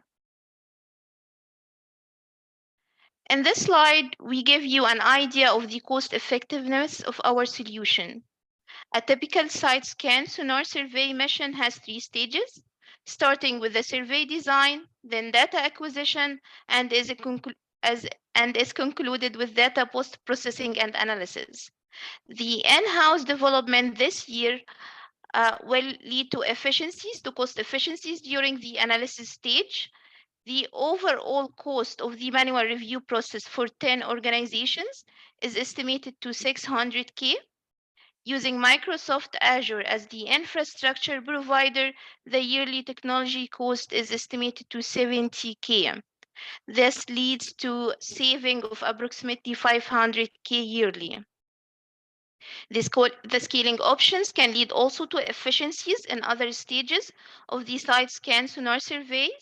For example, having a prioritization tool during the survey design stage will allow us to automate the decisions related to identifying cleanup sites. Also, combined edge computing with AI can also lead to efficiencies when there is a need for real-time detection and retrieval of ghost gear. Our vision is to use data and AI to develop a cost-efficient and scalable solution in collaboration with the stewards of our oceans, such as indigenous communities and cleanup organizations, to ensure the sustainability of our oceans. Your support will enable us to realize this vision. Thank you, and we are ready for your questions.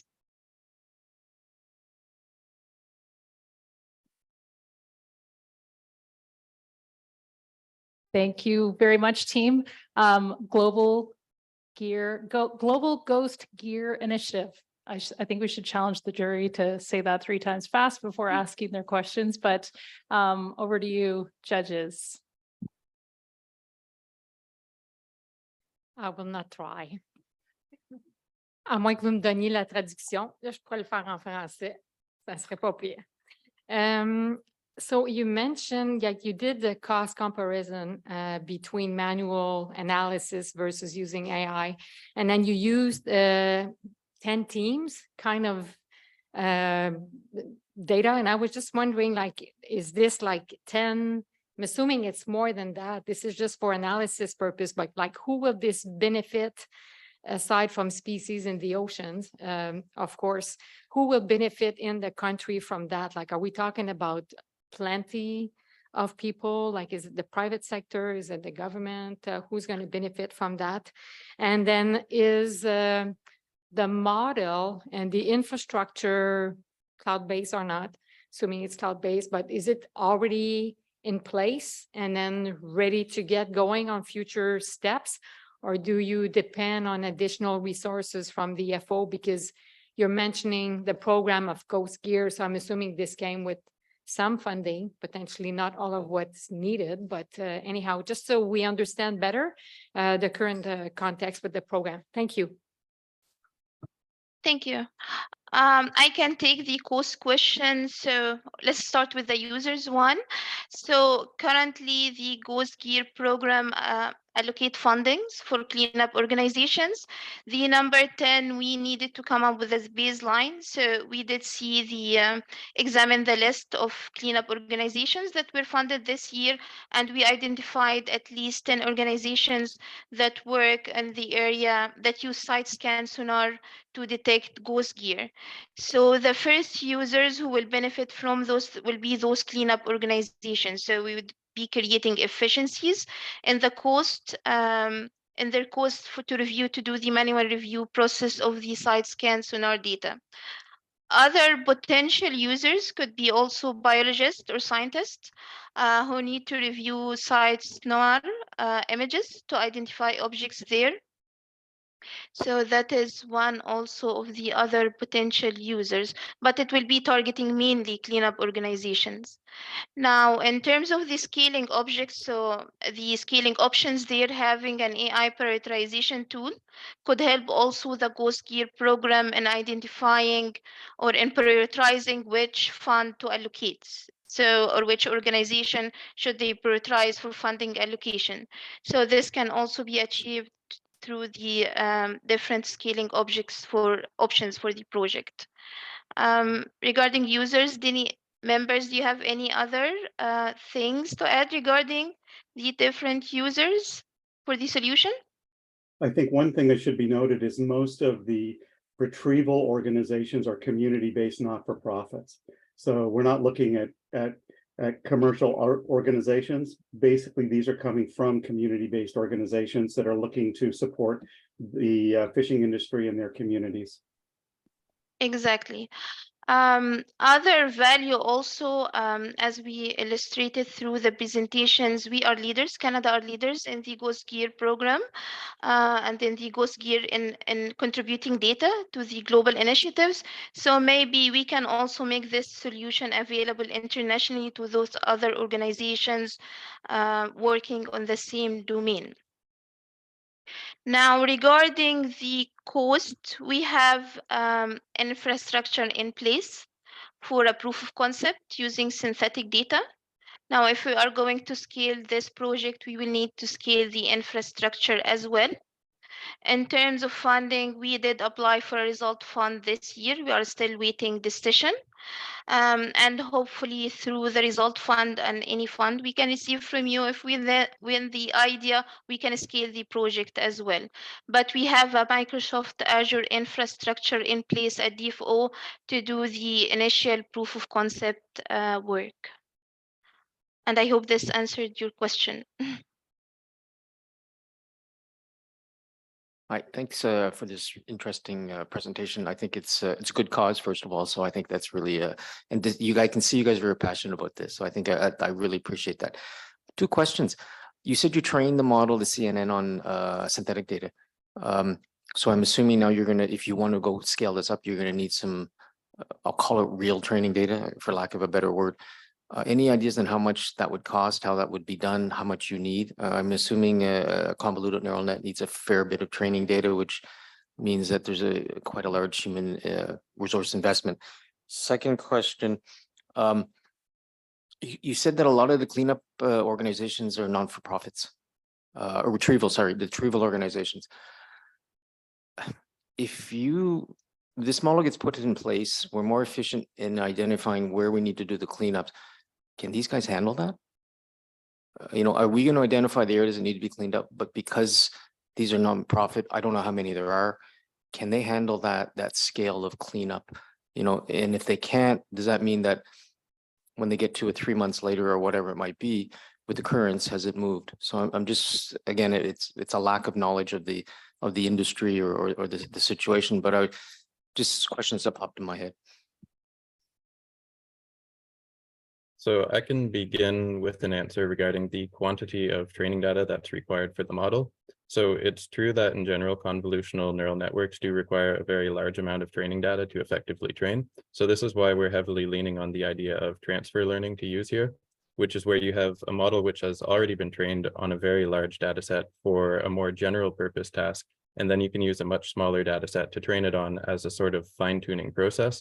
And this lets you still get excellent performance from the model, but without using that very large amount of training data.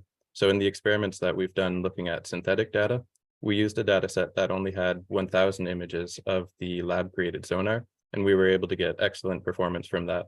So it's true that the lab-created sonar data is not what's going to be useful in practice, but now we're looking at setting up partnerships where we can get annotated data from actual retrieval efforts. So we have one partnership established for this with CSR GeoSurveys. They'll be able to provide us with 1,000 or more images, so that should be sufficient for training an initial model for making actual real-world detections. And Riham can fill in a bit of details on the costs associated with this type of annotation.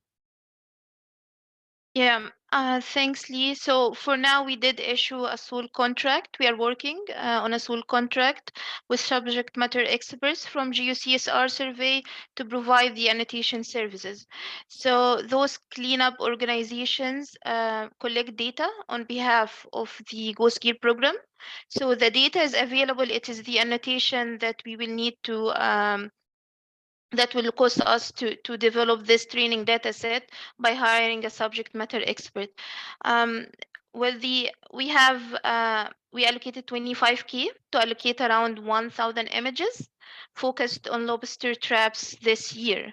And hopefully the model will provide also feedback loop mechanism through which we can collect more data and annotate more data as the solution is running.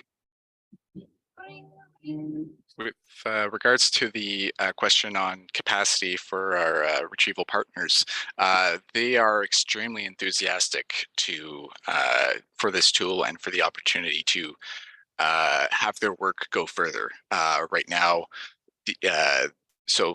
first off, a lot of the impetus for this work comes from government funding through the Go Skier Fund, without which it would be very difficult for them to, it's stuff that they want to do, but it's hard for them to finance because there's the ocean isn't paying them to clean it up. So in effect, it helps the government's funding go even further. But as I alluded to, the partners are extremely enthusiastic to get they are currently doing a lot of work every year to retrieve ghost gear that they have identified wherever they can. But right now they're wasting a lot of their time on false positives and in just trying to find that. It's extremely difficult. It's really a needle in the middle of the ocean. Forget the haystack. It's a much bigger world. So this actually significantly improves their capacity to act by really giving them actionable insights on where to look that they can. And it all depends on the fishing seasons, of course, but it allows them to, once they know that there's something there, they can go out and get it, pending a certain buffer time frame. Thank you, William. I can also add numbers there. So it is forecasted, for example, this year that one organization will collect what is worth 300 hours of reviewing of site scan sonar images, and it is through, and for this 300 hours they need to hire a site scan sonar analyst who would review on an hourly wage of $125 those 300 hours of images. So we are hoping through the solution that instead of spending 300 hours manually reviewing those images, we will cut them, maybe we will know how much we will cut, it will depend, but maybe it will result in 20 or 3 hours, and then they will have only to pay for this 20 or 30 hours worth of reviewing. So that is the intent there.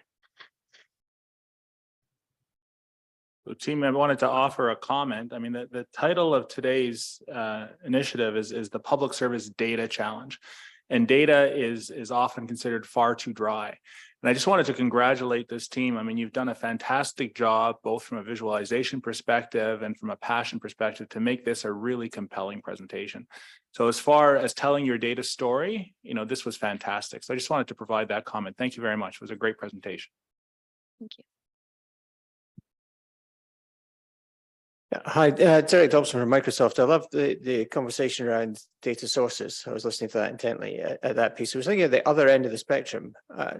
So the user interface and and access and APIs and things so that people can get access to the data, to the imagery at the tactical end. Have you given some thought to that, like where they can access this and how they can make it usable in the field as well? I could go ahead and attempt an answer, and others can join in. But our intention is for this to be fully user accessible for anyone, even for people who don't have a firm grasp of data and of side scan sonar. Anyone who has data doesn't need to know how to interpret it. Our idea would be that that our online platform would be able to provide that one-stop shop for all of the information that they need for those insights. So the idea would be that it would be fully accessible and through whatever best practices are with regards to user interface, et cetera. Yeah, so we would aim to make something that could essentially provide information to a range of expertise. So for those who are more familiar with processing data, they could make use of APIs that we would provide so they could more directly interface with the model. For those who are maybe less familiar with AI and data processing, they could heavily draw on interfaces that we would be able to provide through an online portal. So we would be able to create mapping dashboards. This could be done through Power BI, that could be embedded into a web portal, or it could be done through other dashboards, which would essentially allow them to use this online tool to upload their data, have it processed by the model, and then immediately have things visualized on the dashboard so that they can get the actionable insights without having to really understand much of the technical expertise that's needed to work with this. Thank you for that, and thank you for the presentation. I agree, you made it very accessible. So as a non-techie CDO, that was great. Thank you. But it does raise, your last points do raise a few questions for me in terms of accessibility. I'm assuming they're in the middle of the ocean or they're in remote communities. So is having access to bandwidth and network going to be a problem for you users? That's something you've talked about. Maybe my knowledge of your user base is not very good, so they might be in places where those are not issues. I would also then just want a clarification on the cost that you've shown, or the model that is for the development of the model, right? There's no cost projected for interface or for any of that, making it accessible to user in what you've predicted. It's a tool at the time, a great one, but this is what we're talking about. And the last point is about using, I don't know, reverse AI, I guess, to try to see where the source of that material was. I think that I don't know if that had been a consideration. We're talking about detecting the gear and picking it up. Was there some thought around trying to go upstream and seeing if we can start influencing the way these things get in the ocean using that tool? Merci. Thank you. Yeah. Okay, I can take the first questions regarding the bandwidth and the mode of operation. So there are two modes of operation that cleanup organization follow. The first one, they collect the data on site, and then they review the data manually off-site when they are on land. So that is the first model. There is no need for real-time retrieval of the lost gear. In this sense, we will have the centralized model or centralized solution. We will not have the bandwidth issues there because they are reviewing anyways off-site in a centralized location. Now, the other mode of operation, they can also have real time. So as they are in the sea, they can have real-time detection and real-time retrieval of the lost gear. And that is what we call real-time, as I said, real-time. So the other proposal there is to have edge computing combined with AI. We didn't test it yet, but there have been successful stories in this area in the combination between edge computing and AI. So we don't foresee problems regarding the bandwidth for the first mode of operation when they have to review the images offsite. For the second mode of operation, when they need to review or where the solution need to be there while they are on sea, we will test it. We will test edge computing with AI, but from experience and from what we have seen from others, it was successful in other applications. So we will see as we examine if we decide to scale to combine edge computing with AI.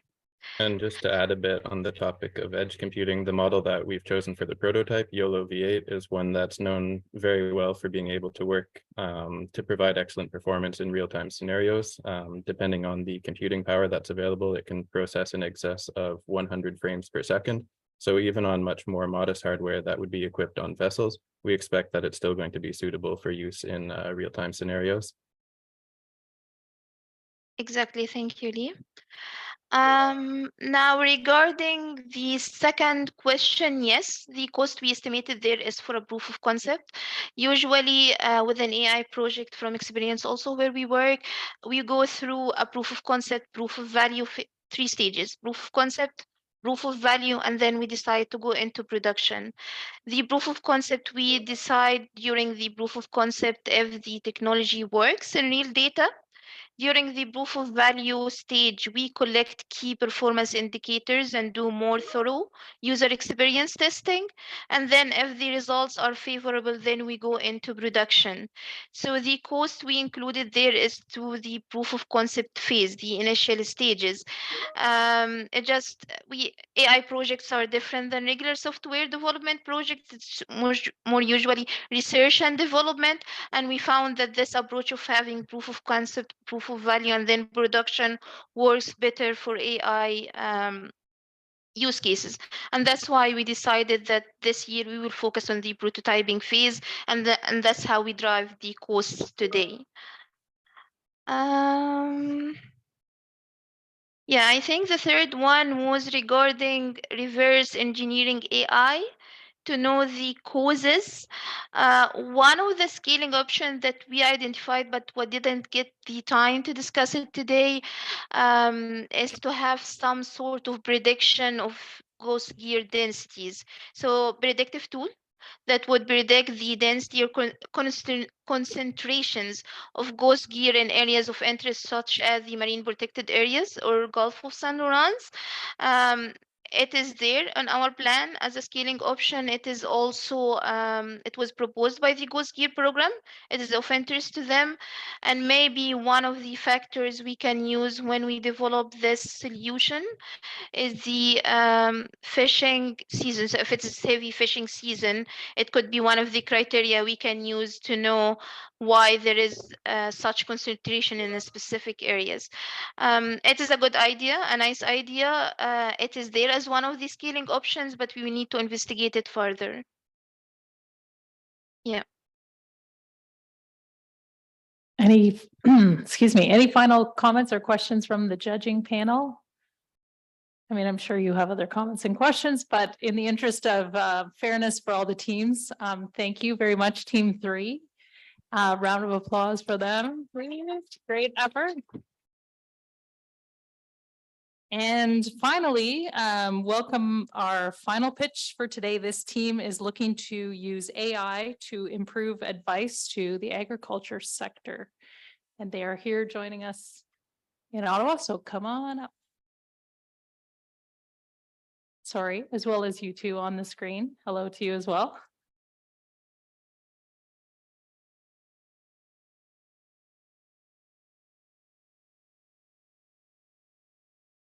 Everyone good to go in the room there? Okay. Good afternoon, everyone. My name is Jay Conti, and with you in person are my co-presenters, Nicole Johnson and Steve Rennie.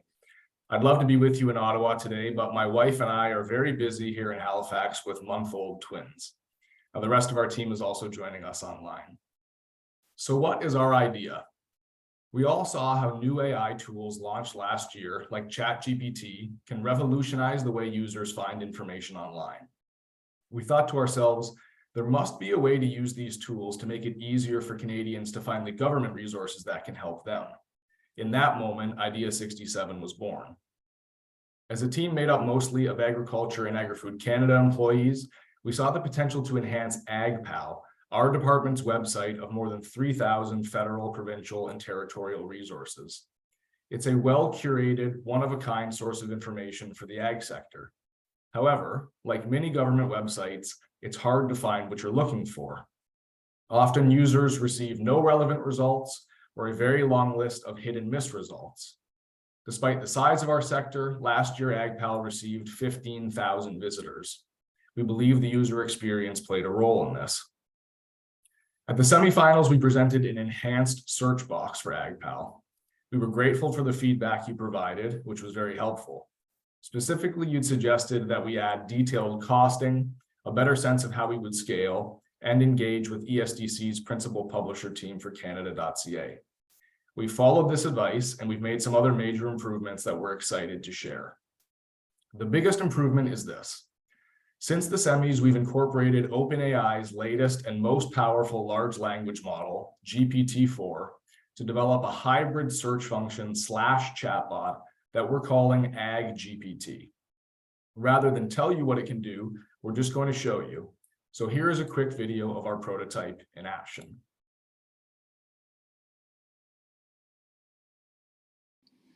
This is what we're calling AgGPT. It automatically launches in French or English based on your browser settings. Once it's loaded, you'll see there's a draft disclaimer. We'll talk more about this later. Then it introduces itself and asks you what you'd like to know. This question is inspired by a request for information from a real farmer. You'll have a minute to read it while AgGPT processes the request. So here's AgGPT's response. pointing us to two of the most relevant and helpful resources, the Canadian Agricultural Partnership and the Ontario Dairy Farm Investment Program. It's a great start, but if you know anything about the Canadian Agricultural Partnership, you might say, hang on a minute, that's a big policy framework with many programs, so this first recommendation isn't very specific. What if I need more detail? But here's the brilliant part about AgGPT. It's not one search and you're done. You can continue to ask follow-up questions like you're having a normal conversation. So, for instance, we can ask, can you tell me which specific CAP programs might apply to me? And it will answer that question. Here we have 3 specific CAP programs that might help us, with links so we can explore them in greater detail. We also have some advice about where else we might want to look. And, of course, if we were so inclined, we could continue to ask follow-up questions. So maybe we're starting to think, hey, this thing is pretty terrific. Maybe I should just cut right to the chase and ask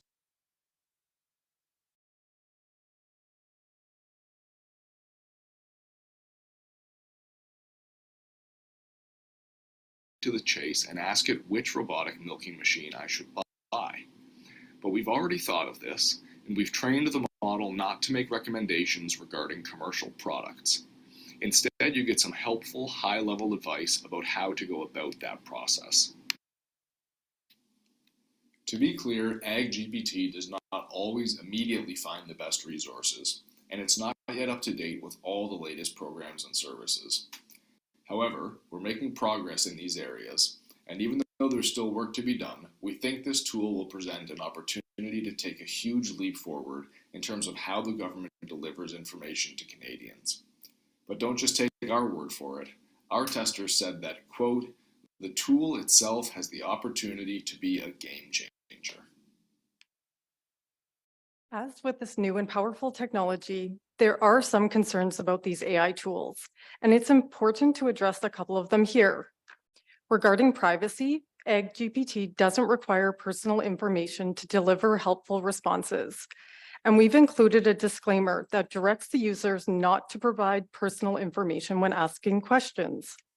We're currently working on further safeguards, and we're closely following the investigation launched by the Office of the Privacy Commissioner of Canada into ChatGPT regarding personal information. And we're happy to discuss this further during the Q&A. In terms of bias, using large language models like ChatGPT presents a challenge because we don't have complete control over how the answers are formulated. AgGPT must exhibit respect, fairness, and impartiality to avoid results that might discriminate against individuals or groups, such as gender, race, age, ethnicity, and others, and also can't favor political parties or private businesses. This is why we've implemented several bias-related safeguards, as shown in the demo. But we understand that these measures alone may not be sufficient and that the government will have to be extremely confident that these issues will not arise with the widespread use of the tool. So we've been working with colleagues at Treasury Board who manage AI risk assessment. In short, the Government of Canada is still grappling how to govern the use of tools like ours, where AI is not used as part of a decision-making process. Rather than allow this to discourage us, we saw this gap as an opportunity to play a role in shaping the future of AI regulation in Canada. We've been researching how jurisdictions and private businesses have been approaching these problems, and we're developing a rigorous testing protocol for tools like AgGPT. We're staying in touch with colleagues from Treasury Board who are very interested in our work. Now I'll pass it over to Steve. Great. Thanks, Nicole, and good afternoon, everybody. I want to start off by saying we're very grateful for our department's senior management for their support and funding to help develop our prototype. Our costs so far have been just over $30,000, which covers the cost of holding 2 hackathon events that included our team, students, policy experts, and agricultural industry representatives. It also partially covers the salaries of our in-house AI developers. In terms of costs going forward, If AgGPT receives 10 times the number of visitors as AgPal, we estimate it would cost around $100,000 annually based on OpenAI's current pricing model. Now, to put that in context, it's about the salary of a typical regional officer. And just think of the reach. This tool can provide round-the-clock service to Canadians and offer questions on a wide variety of topics. And once someone gets the information that they need from AgGPT, a regional officer could then step in to help further if that was required. We're also exploring creative ways to reduce costs, such as partnering with Canadian colleges and universities. And in fact, we're already working closely with students from Algonquin College's new AI program, some of whom are online with us today. We also intend to work with other government departments who are interested in this technology as a way to reduce our costs and improve our return on investment. I think this really speaks to the scalability of this particular project. Our approach is absolutely useful for any department that is currently experiencing challenges with searchability. We're also starting to see other departments develop tools similar to AgGPT that provide customized responses to questions about everything from immigration to employment and even taxes. Jay, back to you. Our tool could make it much easier for stakeholders to find a wide variety of resources, including government programs. No matter how well designed a program or service is, if you can't get it to your intended audience, it's not especially useful. Making it easier for everyone in the sector to find the information they need, especially those with limited administrative resources, will make it easier to deliver programs and services to their intended audiences. This means more diverse program users and increased program effectiveness, including ongoing efforts to meet net zero targets. In the broader sense, making it easier for Canadians to find the information they need will build trust and goodwill between the government and the people it serves. While difficult to quantify, this value is real and significant. Many Canadians have resigned themselves to the fact that they'll always struggle to find the government information that they need, but it doesn't have to be that way. By leveraging these tools, we can transform the way we get information into the hands of Canadians across all sectors, not just agriculture. However, we can't get there without first getting our hands dirty and figuring out the thorny challenges that accompany the use of these kinds of tools in a government context. We hope that we've shown you that we're already off to a very good start on this front, and that we have the resourcefulness and the perseverance to see this project through to completion. Thank you for your time and attention.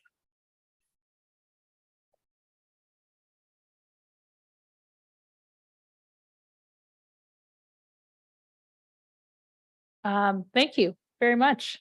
Thank you to all the teams. We'll send it over to the judging panel for one final round of challenging, tough, hard-hitting questions. Team, that was fantastic. Thank you very much for that. A couple of questions and a comment maybe. And so you mentioned that you're continually staying in touch with Treasury Board. I think that's the right thing to do. They've just come out with their new directive on automated decision making, sort of step 2. And so that's keeping them in the loop is key. You mentioned at the beginning of the presentation as well that you've been in touch with principal publisher over at ESTC or Service Canada. Now this, you're doing fantastic work, but from a scalability perspective, I think we're just aiming too small. And so what did they say with regards to leveraging something like this for Canada.ca as opposed to just agriculture, understanding that the focus is on that? Have you given any consideration to doing, you mentioned sort of a privacy impact assessment or sort of talking about privacy impact assessment. So the IT side in me says we have to do the SANA and PIA. So any thoughts on that? And from a costing perspective, this is, really, really inexpensive. So just sort of congratulations on the work that you've done. I think hackathons, they benefit us. They're so easy to run, and the energy and the enthusiasm that we get from them. So just congratulations on that. Okay, great. Thank you for your comments on the question. So in terms of ESTC and Canada.ca and look and feel, mainly we were reaching out to them to get a sense of what website design has to look like to fit with the standards that are used across the government of Canada. And we certainly see an opportunity for sure to be really ambitious in terms of scaling the use of this much broader than just AgPal. We haven't had a conversation with ESTC in terms of actually scaling it right to Canada.ca. We've been really busy focused on developing our prototype and really focusing on getting the model to kind of the point that we want to be before we start having broader conversations about bringing other departments on board. But really, any other department or agency that already has most of the relevant data organized in some way, shape, or form, like our AgPal is organized, it's really simple to duplicate our efforts and to build a very similar product for them. Those that don't, if the data is scattered in other places, it could be an additional step to get there. But as we continue to refine the model, our ambition is to go really big. We just want to go kind of one step at a time and make sure we've got our feet grounded before we bring too many other partners in. And then just quickly on the privacy question. So we've had a couple of really good conversations with a privacy analyst in the ATIP office in our own department. And she was able to provide some really good guidance in terms of the rules and regulations that we would have to abide by. And we were able to give her a bit of a sense of our understanding of the concerns, what we're planning to do to mitigate them. And there's some technical details that we're going to try and work through there. And she's going to stay involved in those conversations. And she's really clear on exactly what the rules are that we would have to follow and satisfy in order to get the nod to actually launch the tool. And maybe I'll just quickly add on, in terms of dealing with other departments, we've had some really good meetings with departments like the CFIA, CRA, and others that are doing similar work to ours. And we've committed to join a working group that will be looking to expand this kind of work right across the government of Canada. So we do absolutely see application broadly leading up to possibly Canada.ca. On this point, thank you very much. On this point, I attended a demo of Louis, which was from CFIA last week, and I was wondering, is it the same tool or are they two different tools? And then how do you guys leverage efforts? Very similar tool. And actually we were at the meeting as well.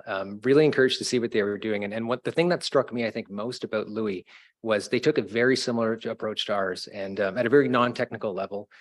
We filter the query first through their data source. So in our case, it's AgPal, but in their case, it's their data from the CFIA. And then that returns a really good response that has a higher level of trust and accuracy than it would if you were to just run it through an OpenAI ChatGPT type thing. But like I said, very encouraging to see that CFIA has taken virtually the same approach with their Louis model. And that's why we think it's important to align our efforts with them so that we're not all sort of doing things in silos.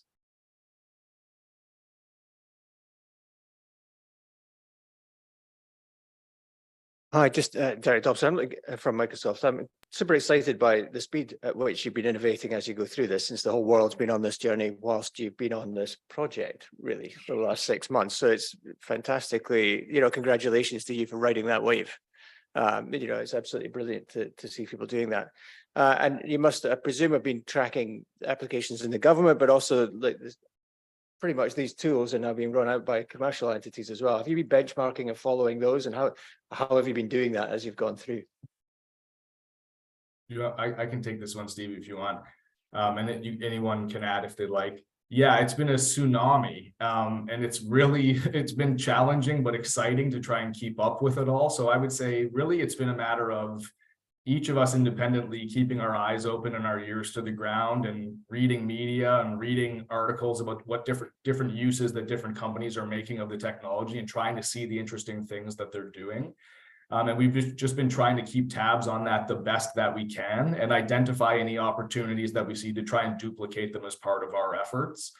But we think really, especially for government, there's an opportunity to leverage these tools to make a leap in terms of the customer service that we deliver, because private businesses are always strongly incentivized. If you don't get customer service right, you won't be around for very long. Government doesn't quite have that incentive. So we're trying to do the best that we can to use these new tools to really close that gap and give Canadians the same kind of user experience that they would expect from a really competitive business, but from their own government.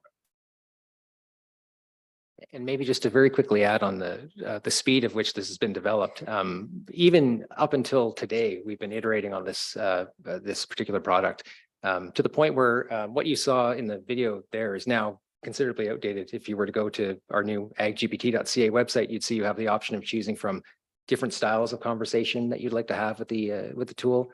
So it's moving very quickly, as you point out. And I just wanted to give a bit of a flavor of how quickly it's moving even on our end. Thanks, Steve. I have two questions. One is a confirmation. So you actually downloaded the LLM and you're training it on your own Ag PAL data, right? So we're okay. So that's the first question. Second question is there any human in the loop? How do you make sure that, as they say, the LLM does not hallucinate? I'm not suggesting you have to do that for everyone, but for every query. But is there something in there to make sure that you hear these horror stories that I don't know which one, but one of the chatbots convinced some guy to commit suicide or something like. I don't think we're going to go there with AgPal, but yeah, we don't want to go that way. Andy, why don't you take this one? You can share the slide that just gives a visual of how the tool works, and then maybe talk through a little bit how you're able to manage some of the risk level for the tool too would be great.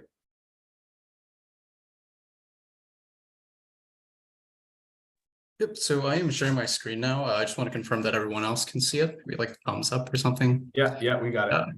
Okay, perfect. Yeah, so so here you can see a technical overview of how our core product works. Essentially, we're leveraging the Microsoft suite of services. So two main ones are Power Platform, and then the other one is Azure Cloud Services. And then there's also, we're using the OpenAI's GPT LLM. So with respect to the question on the AgPal data, essentially what happens is as a user asks a question, we essentially draw up the relevant information from the AgPal data corpuses, and we combine it with the question, which provides the model something called in-context learning. So it's provided information that it hasn't previously been trained on before, but now it has. And so it's able to generate a much better answer than if we had just used the default GPT-4 LLM. And we use this, we do this through the use of Azure functions.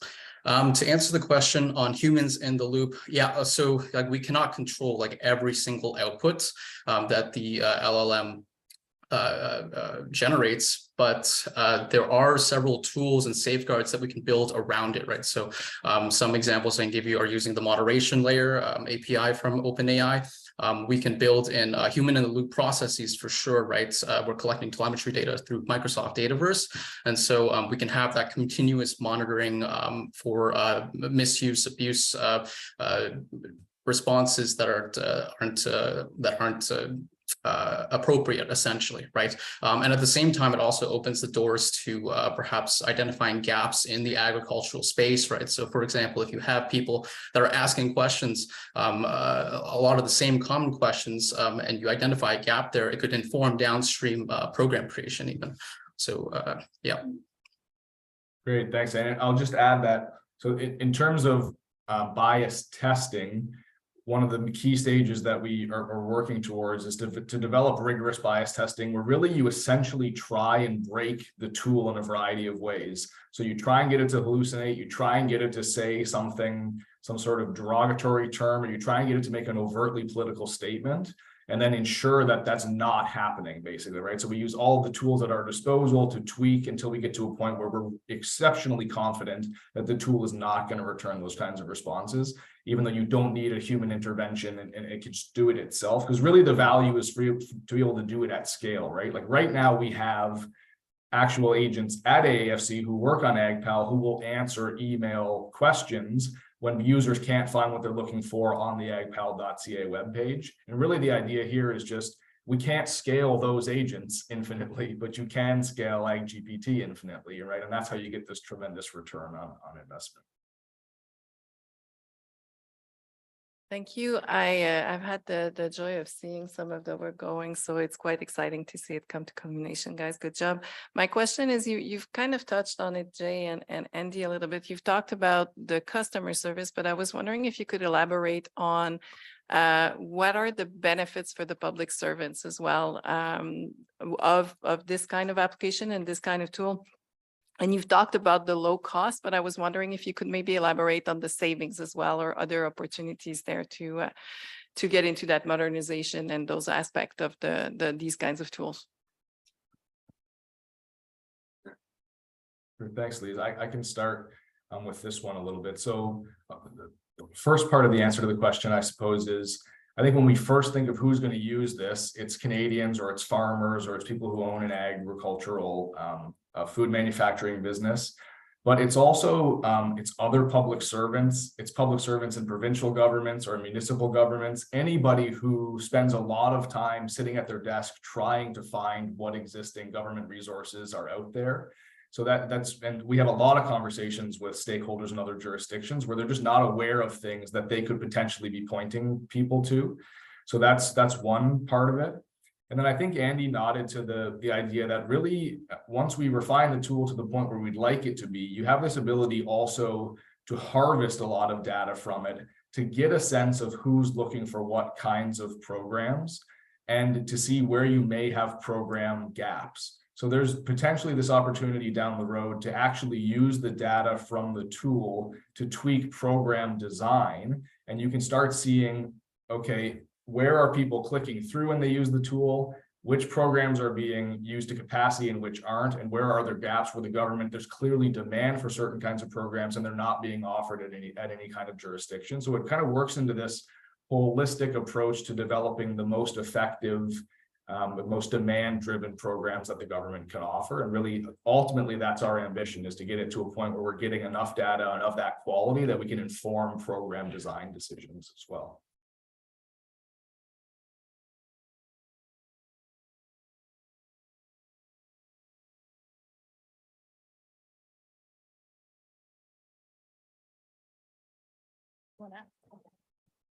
All of a sudden it went quiet and I was like, wait, they're all done. No more questions. Thank you very much, team 4. I'll invite you to take a seat. Thank you, judges, once again. And that's it. So that was the final 4 teams have made their pitches. The judges have grilled them. I said I wouldn't go off script too much, but I can't overstate how impressive it is that all 4 teams are able to respond on the spot to such a variety of challenge questions. So, when you think about public service at any level in the government, to be put in front of an audience, to have to pitch an effective, to make an effective sales pitch, to talk about governance, to talk about financing and investment, to talk about efficiencies, to talk about who the partnerships are, to talk about how are you co-creating and building trust with Canadians and stakeholders. I'm super impressed. So another round of applause for all of you who stepped up.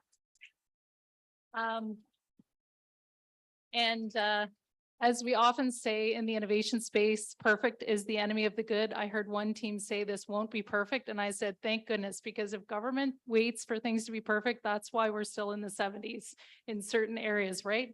2023, we can accept as long as we're very clear on the goals and some of the assumptions we make, we can definitely pilot and prototype and have conversations about how to move things forward. So I will continue on my soapbox. Kidding. I will stop in a second. I will invite the judges to take their time, the time required to sift through all of the information you have received to digest it and come to a final decision. We will be joined just before 5 o'clock by Franck Desrosiers, and as well as from Natural Resources Canada, who will announce the winner, as well as Stephen Burt from the Chief Information, I'm gonna get it wrong. Chief Data, I know he's the Chief Data Officer. Sorry, Stephen Burt, good thing he's not on the line yet. We'll pretend that never happened. Chief Data Officer for Canada also joining us at that time with what I expect will be special announcement as well. So stay tuned for that. Judges, you have your charges. For the rest of you on site, there's more snacks. You're probably hungry again, so please enjoy the snacks. And for those of you online, I invite you to search your own kitchens or wherever you are for those snacks, and we'll see you back shortly. Thank you.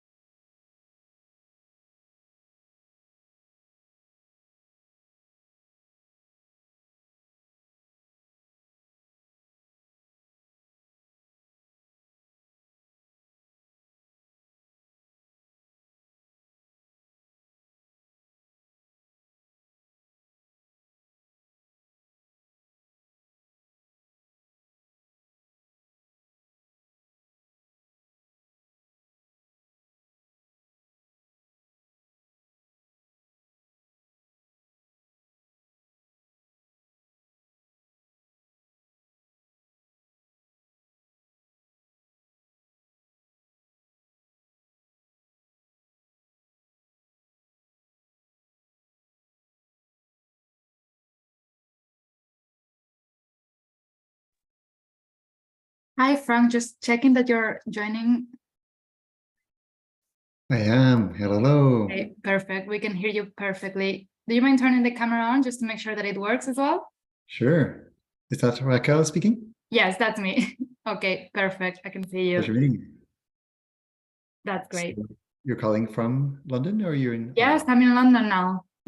Okay. Hello, hello. Okay. So it's kind of late in the day for you. Yes, it's 10 p.m. right now. What better way to spend an evening, right? So I understand we're still awaiting the deliberation. Yes, we're still waiting. Should be coming in a couple of minutes. Okay, and it's just you and I now speaking?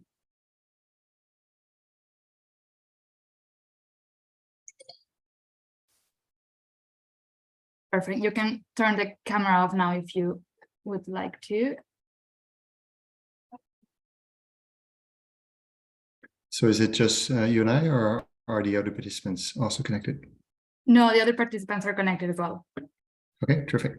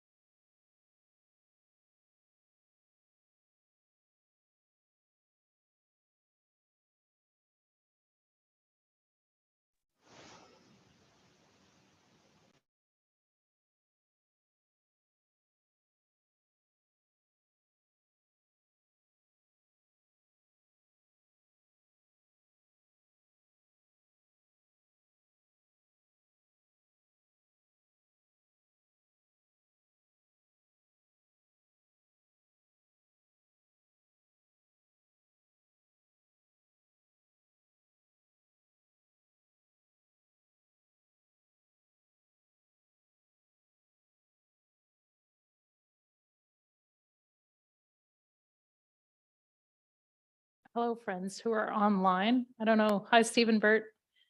Not sure if you can hear us in the room. I hear you loud and clear.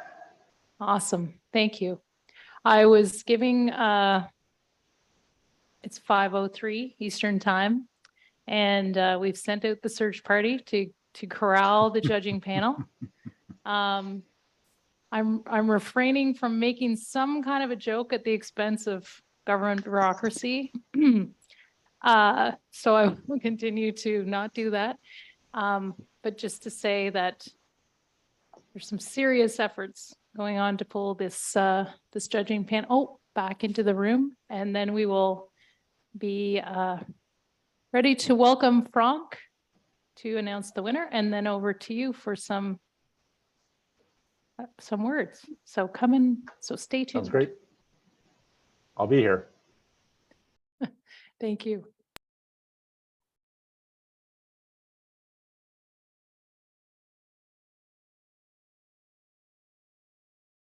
Also, for those of you online, I can describe that the energy in the room has become very tense.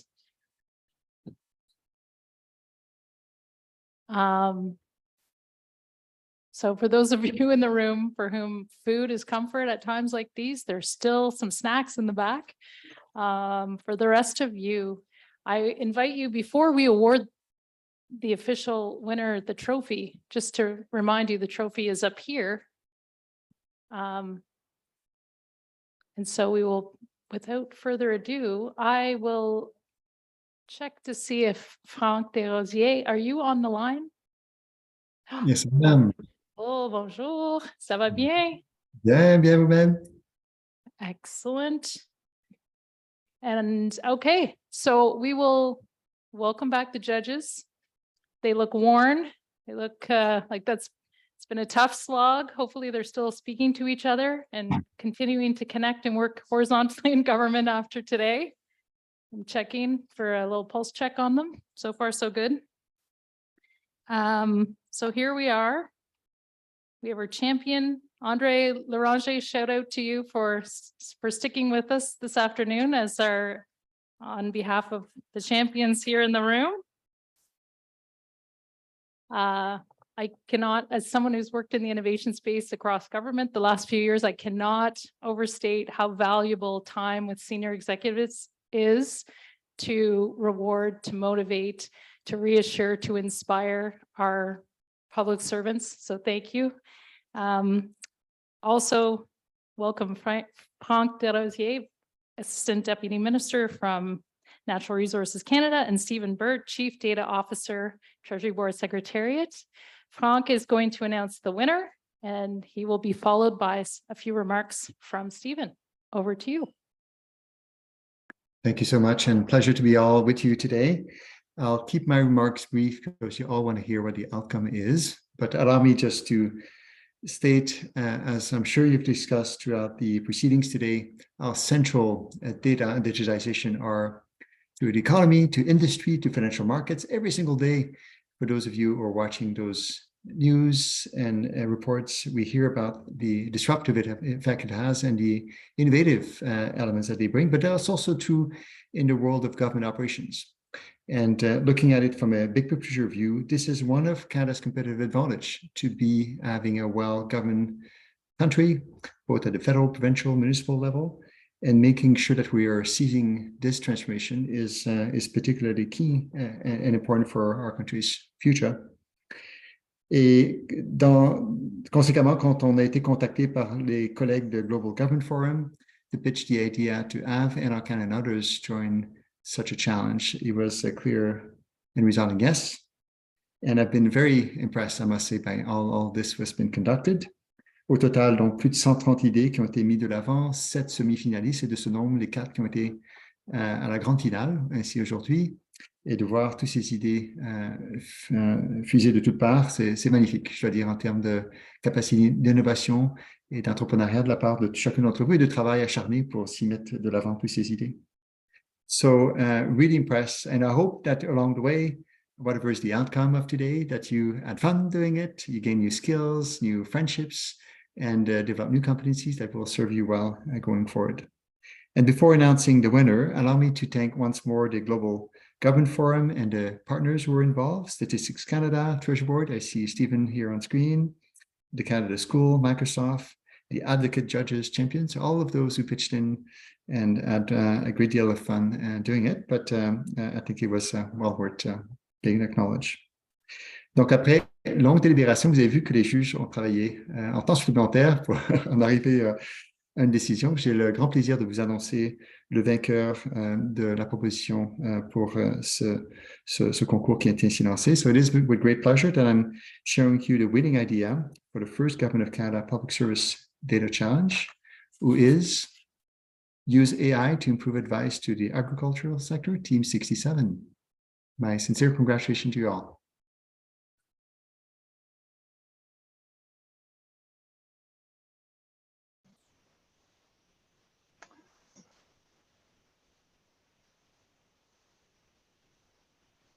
take a second Maybe to I'll- hand over the official Public Service Data Challenge trophy and turn it over to you, Stephen.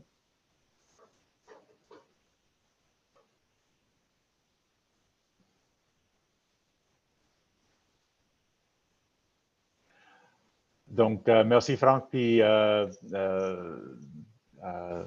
félicitations à l'équipe qui a gagné.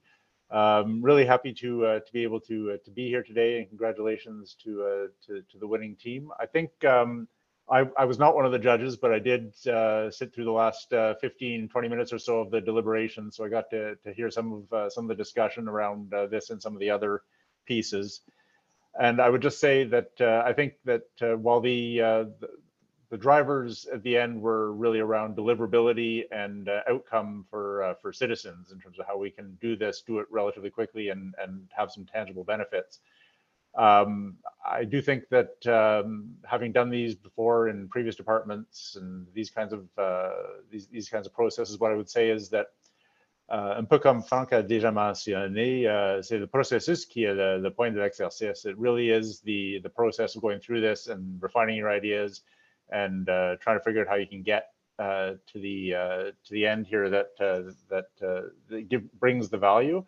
And certainly listening into the judges, the quality of the ideas across the board made it a very difficult decision. I think they would still be in there if our Global Government Forum colleagues hadn't bullied them into a decision point in the final few minutes there. So it was thanks very much to all the teams, certainly to the winners. Congratulations. I think what I would offer to everyone is that to the extent that we can help you from my perch here at Treasury Board get traction in your departments for your work, I think there is value in everything that you folks have brought forward. And for the winning team and your Ag GPT proposal, I guess 2 points. One, we are on the verge of putting out some guidance in the next before the end of the month on how we're going to use generative AI, or how we might be able to use generative AI across the system. But I would challenge you a little bit to, as we move forward with this, to maybe think a little bit bigger. I think there are opportunities with large language models, given the complexity of what we do here in the public service, to use it to help ourselves with our own data sets, to try and figure out how it is that we change when we want to make changes, how many things we have to change, and what interrelationships are there that may not be intuitively obvious, given all of the different rules and legislations and whatnot that come into play on these things. So be very happy to have some of those discussions as you move forward here, and for you and for everyone who's made it to this final, to help you, like I said, get traction in terms of what you can move forward here, because all of these ideas, I think, have a lot of value if we can get them into delivery. Donc avec ça, you've had a long afternoon and a long day and a long process to get here. I will let you get back to your friends and families and enjoy the rest of your evening. But thank you all very much for taking part in this, and thanks again to our Global Government Forum partners on this effort.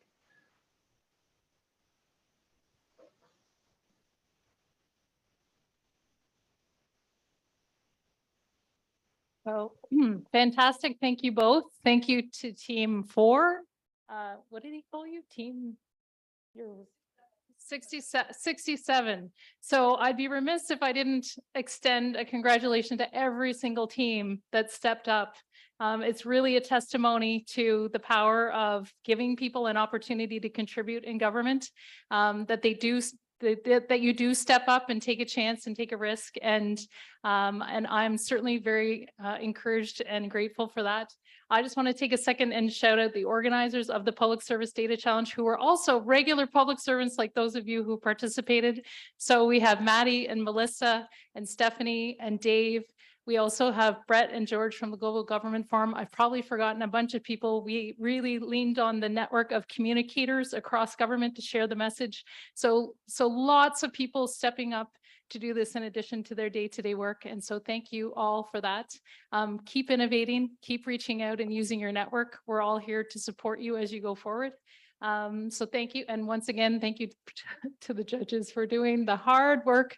They're going to get all the scowls from the I'm kidding, from the non-winning teams on the way out.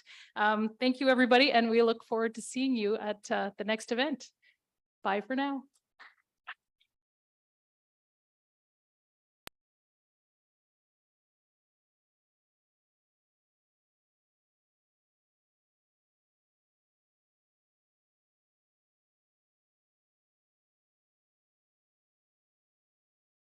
That wasn't a joke. We really are done. So you